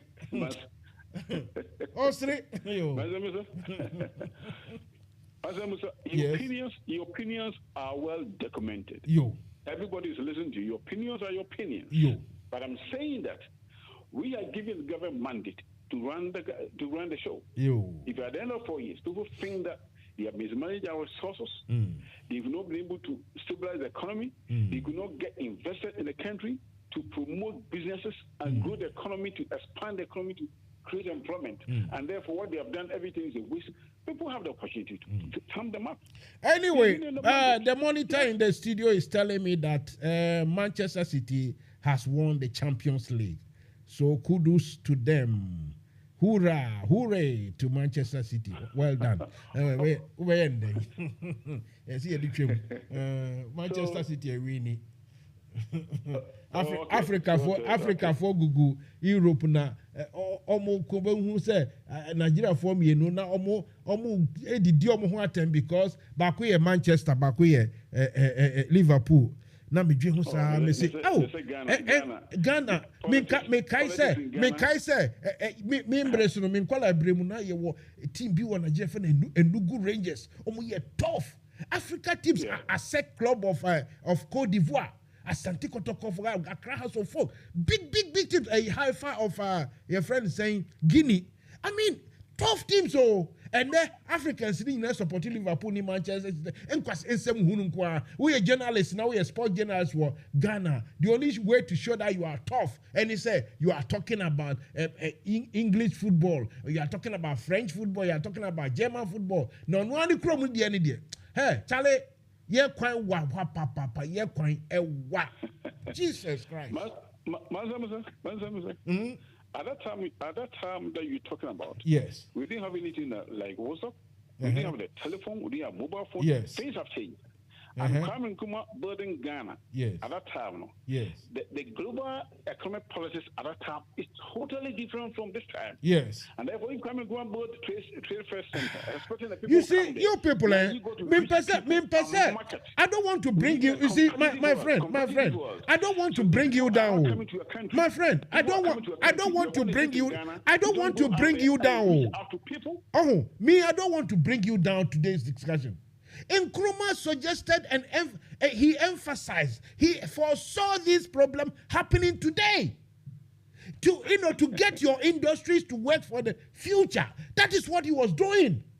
There was no iPhone, there was no iPad, but Nkrumah knew that we have to be sustainable. So, we have to sustain ourselves for today. And our people blew it. So stop the excuses. Yes, Mansa, do you know that? Shortly before Kwame Nkrumah was overthrown, some of the industries that he set up were running out of, they were collapsing under his eyes.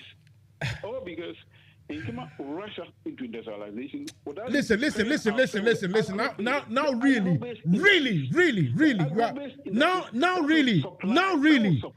really, you are bringing a bad emotions. Believe me, seriously. To suggest that, before the year, Jimmy and his sisters and Nkrumah is seeing these industries he said he built it so quickly. Knowing very well that the white people who were producing those things to sell, they didn't want us to have those industries. And so Nkrumah building it is bad. And Nkrumah person also just say bad. Because I brought for them Pentino and Nkrumah is bad.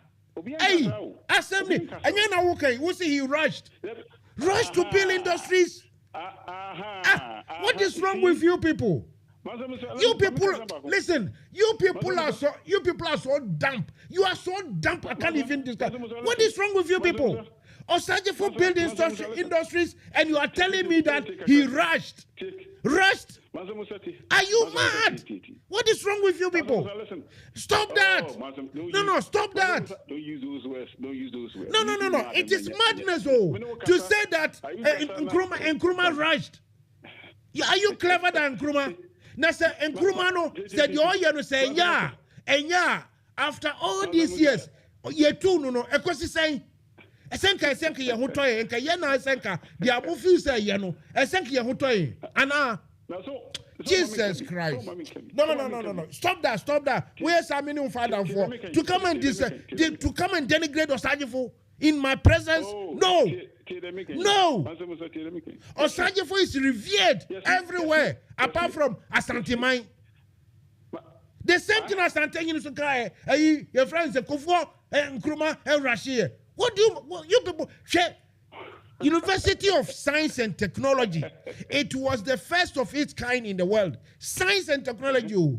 Senka asasibi suwa osiwa enka sankrofono omu nimadie mo asanti fompe empadisia asanti fompe wuma enti achimfo no besua de bepa omo na be ka chem se Nkrumah anya hwia mamo.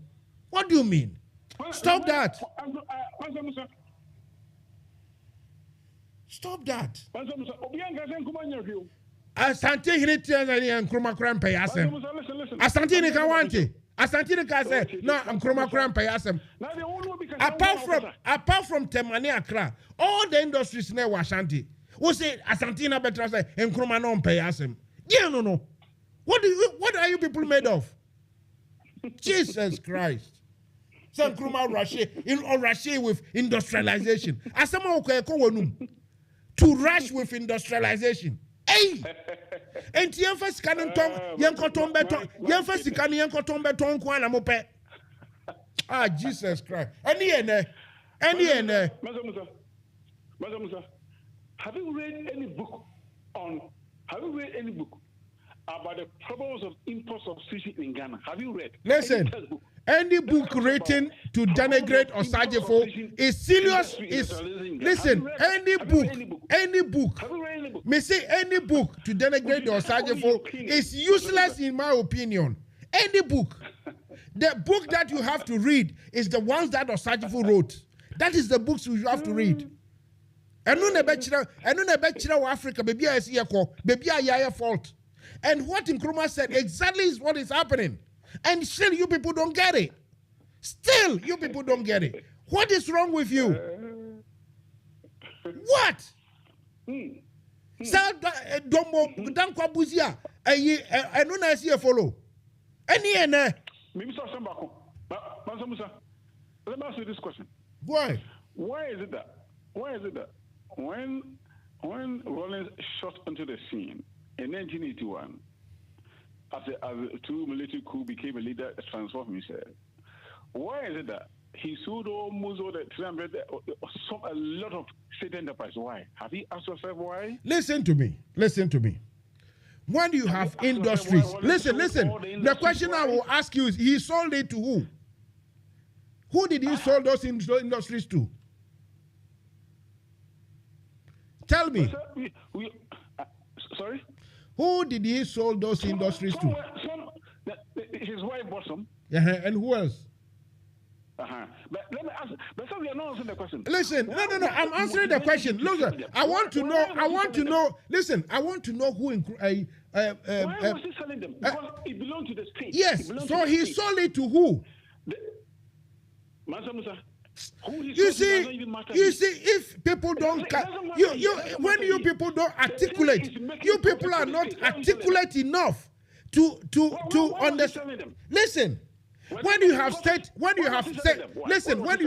enterprise, listen to me. Let me explain to you why he sold them. If he did, let me explain to you. Listen, if he did, when you have state enterprise, and you find out that even managing to stay afloat is becoming a problem. All over the world. If you hang on, let me explain to you. Let me explain to you. You don't understand. No, you don't understand anything. You ask a question you don't understand. When you have a state enterprise, the enterprise have been set. Those enterprises were never going to be built by private, what we call investors. Those enterprises, for the first place, no private was going to build it. So fine, you build like a harbor. No private investor was going to build. So government builds it. Now, when it comes to a time about 20, 30 years, you see that even managing it to stay afloat is difficult. Okay, they cost something divestiture. You sell it to private individuals. It is up to the private individuals to manage it. So if Ghanaians, no, stop. You don't understand anything. If Rollins sold it and Ghanaians could not manage it still, Ghanaians are fools. Listen to me. Nkrumah didn't set it up. Listen. This country, UK, they had enterprises which belonged to government. When they found out that they couldn't, public management was iffy, you have to hand it over to private sector at a price or at a bonus or something. And the private sector should be wise and clever enough to manage it. So if Rollins sold it and the private sector are so foolish they couldn't manage it, how do you understand this as a Ghanaian? Sir, at the end you see, at the end of your industry. There are two questions. Do you think? Look at Atuabo Gas.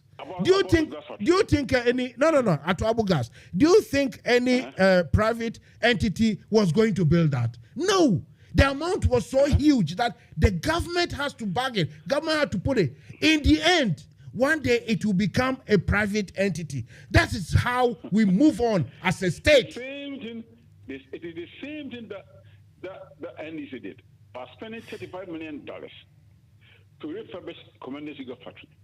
The same thing. It's the same thing. You said the same thing. So you want to tell me? No. So you want to tell me that we don't need a factory? You want to tell me that we don't need a sugar factory? It's not about the political. Are you telling me that Ghana as a country don't need a sugar factory?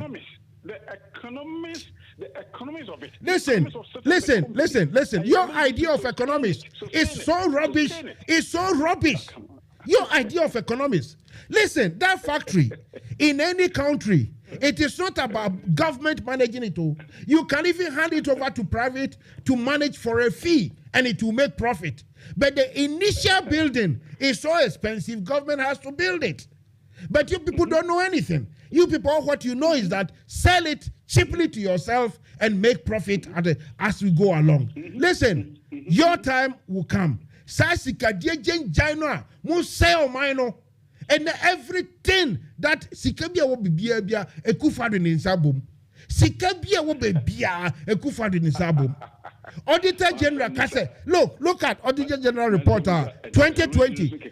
Did you listen to Auditor General? No, listen to me. Did you listen to Auditor General in 2020? Auditor General say the reason why I'm mentioning Akufo-Addo because he is the president. Akufo-Addo has mismanaged the economy. They've destroyed Ghana's economy. Mr. Akufo-Addo has mismanaged. I will not allow you guys to paint any other picture. Tell me what happened in 2020. 2020 Auditor General's report. HRSA. Taxes are yajiji is over, I would say about 52 billion cedis. At that time, when the back a $4 more is over $10 billion. That money to commercial bank, then straight away from commercial bank, it has to go to a Bank of Ghana. From that commercial bank, Auditor General 2020 reported that it is gone to some unknown destination. Sasikano, up to now, nobody is answering for it.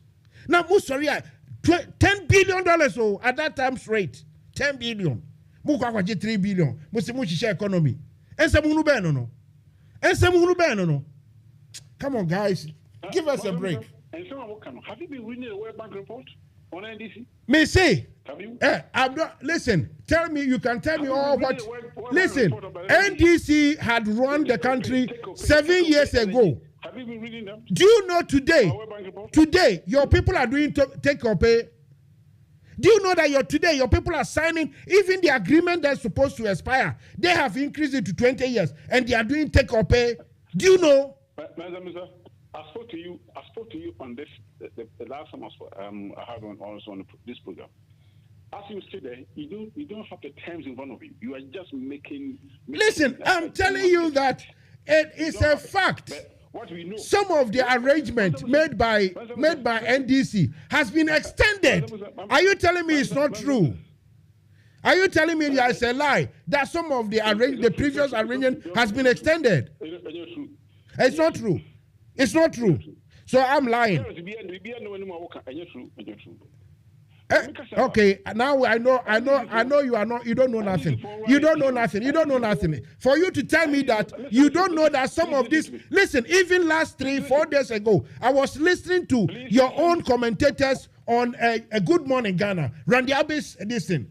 Even your own commentators acknowledged that some of it has been extended. Ubabe Jinahaka says it's not true. Jesus Christ.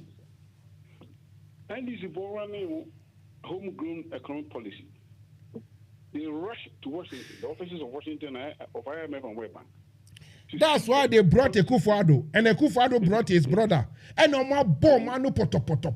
Oma bomb manu poto. I'm obedient to me kasa. Mon kasa mo flag bearers. Obedient to me kasa. Obedient you.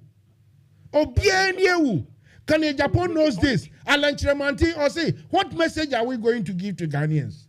And you are telling me, tell me the message you give Alan Chremanti. Catch me.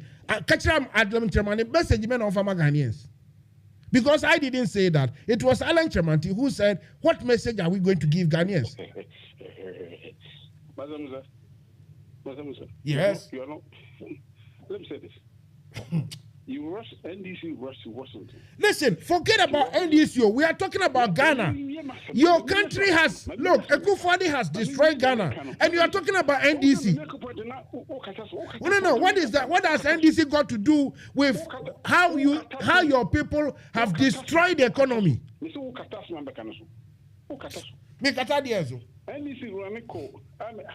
call Washington, IMF, seeking for policy credibility in order for them to get money to run the country. Today, the same IMF and World Bank for Ghana, we are in a mess because of the energy a year President Muhammad. Listen. You can believe in those nonsense. You can believe in those rubbish. You can believe in those rubbish. I don't. No, you can't lie to anybody. You can't lie to anybody. Which president was taking a private jet for $17,000 an hour? Which president? Abrofono kromo no mo sere no mo yam mo ema Ghana for. Ena mo dimirika ko. We we so beble mu NDC. Ense wo no. Look at Frimpong. Or say I want a government that will serve Ghana.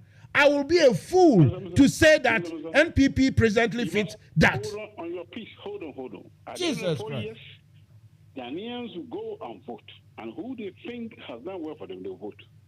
And the idea will be able to make an but Ghanaians will vote. We don't mean you will vote. Even if we were to find ourselves in Ghana, we have only one vote. It is Ghanaians who decide. And yet yeah, that is the fact. But don't tell me, okay, if you knew that, then all these arguments shouldn't come in. You shouldn't even come and make them, whether it's NDC or MPP fault. You shouldn't even make them. Also, me start here, and then we say, make African and they are inactive about issues. Africans who buy no Ghana issue, or buy no partisan issue. I didn't even want that. I started from Sudan. Ghana issue. I started from Sudan. I didn't make a Ghana issue. I started from Sudan. I didn't say from Ghana issue. I said from Sudan. I have the records. Look, everything is recorded into the Kasako. Frimpong Boateng, or say former Minister for Environment, Science and Technology, Innovation, Professor Frimpong Boateng has stated that he does not believe the new Patriot Party is presently serving Ghanaians the right model of governance. And we are using diplomatic language be that. The people have flopped. They have flopped. Failed miserably. Professor Frimpong Boateng's message is his opinion. You know that? The same way Alan Tremanti say, hey, na message ben pa ni be Ghana for the same way. Abro nya kan wo kwa IMF a chese wo ni adwena di bu man. Who said it? Abronya, also, if you go IMF, you don't get the sense to run the country. That is his opinion. No, he said that during 2015 when it was Mahama. They said they were kind of not. He said that. Also, IMF, I just wouldn't agree the boom, Yedibu or mine, until IMF. Can I Japan or say Mama Ferry? Or first time or said, a good father, IMF, or saying Nenumato. Anyway, listen, thanks for coming. I am a time on Kennedy is a businessman. Listen. Fancy me dance. Nyame bua ochina mba. Monday unya time no aba. What's say? Oh yeah, mefro, no problem. Yeah, mefro. Okay. Me dance baby. Bye.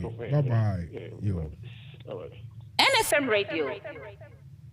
Right. So, this is where I bring the curtains down. Well, it has been very hot and everything. Well, sometimes it's like this. You talk and I talk. And for me, the thing I don't like at all is someone to denigrate the Osajefo. Because I've already said that, as for Osajefo, if you take the... Fellow countrymen, my heart... If you take... Fellow countrymen. If you take the white man image of Christ and you put Osajefo image on that cross, I will worship that cross. Osajefo was godly. Somebody who at that time could have, hoarded so much money. Instead, he was just pouring concrete everywhere, building a nation, and trying to build Africa. And some low-minded people will come and denigrate Osajefo. Yempene. NFM Radio. Madam Asi, nyamiya doma Monday babetuaso. Have a great night. Have a nice period. Have a very pleasant weekend. Cheers. Bye.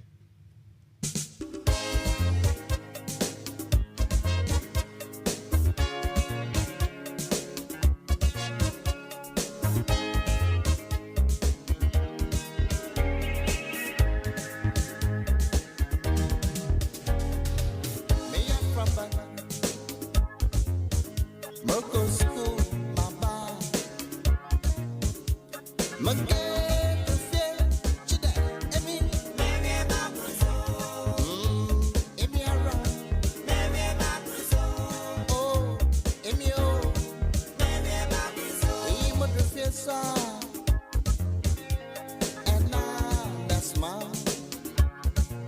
NFM Radio.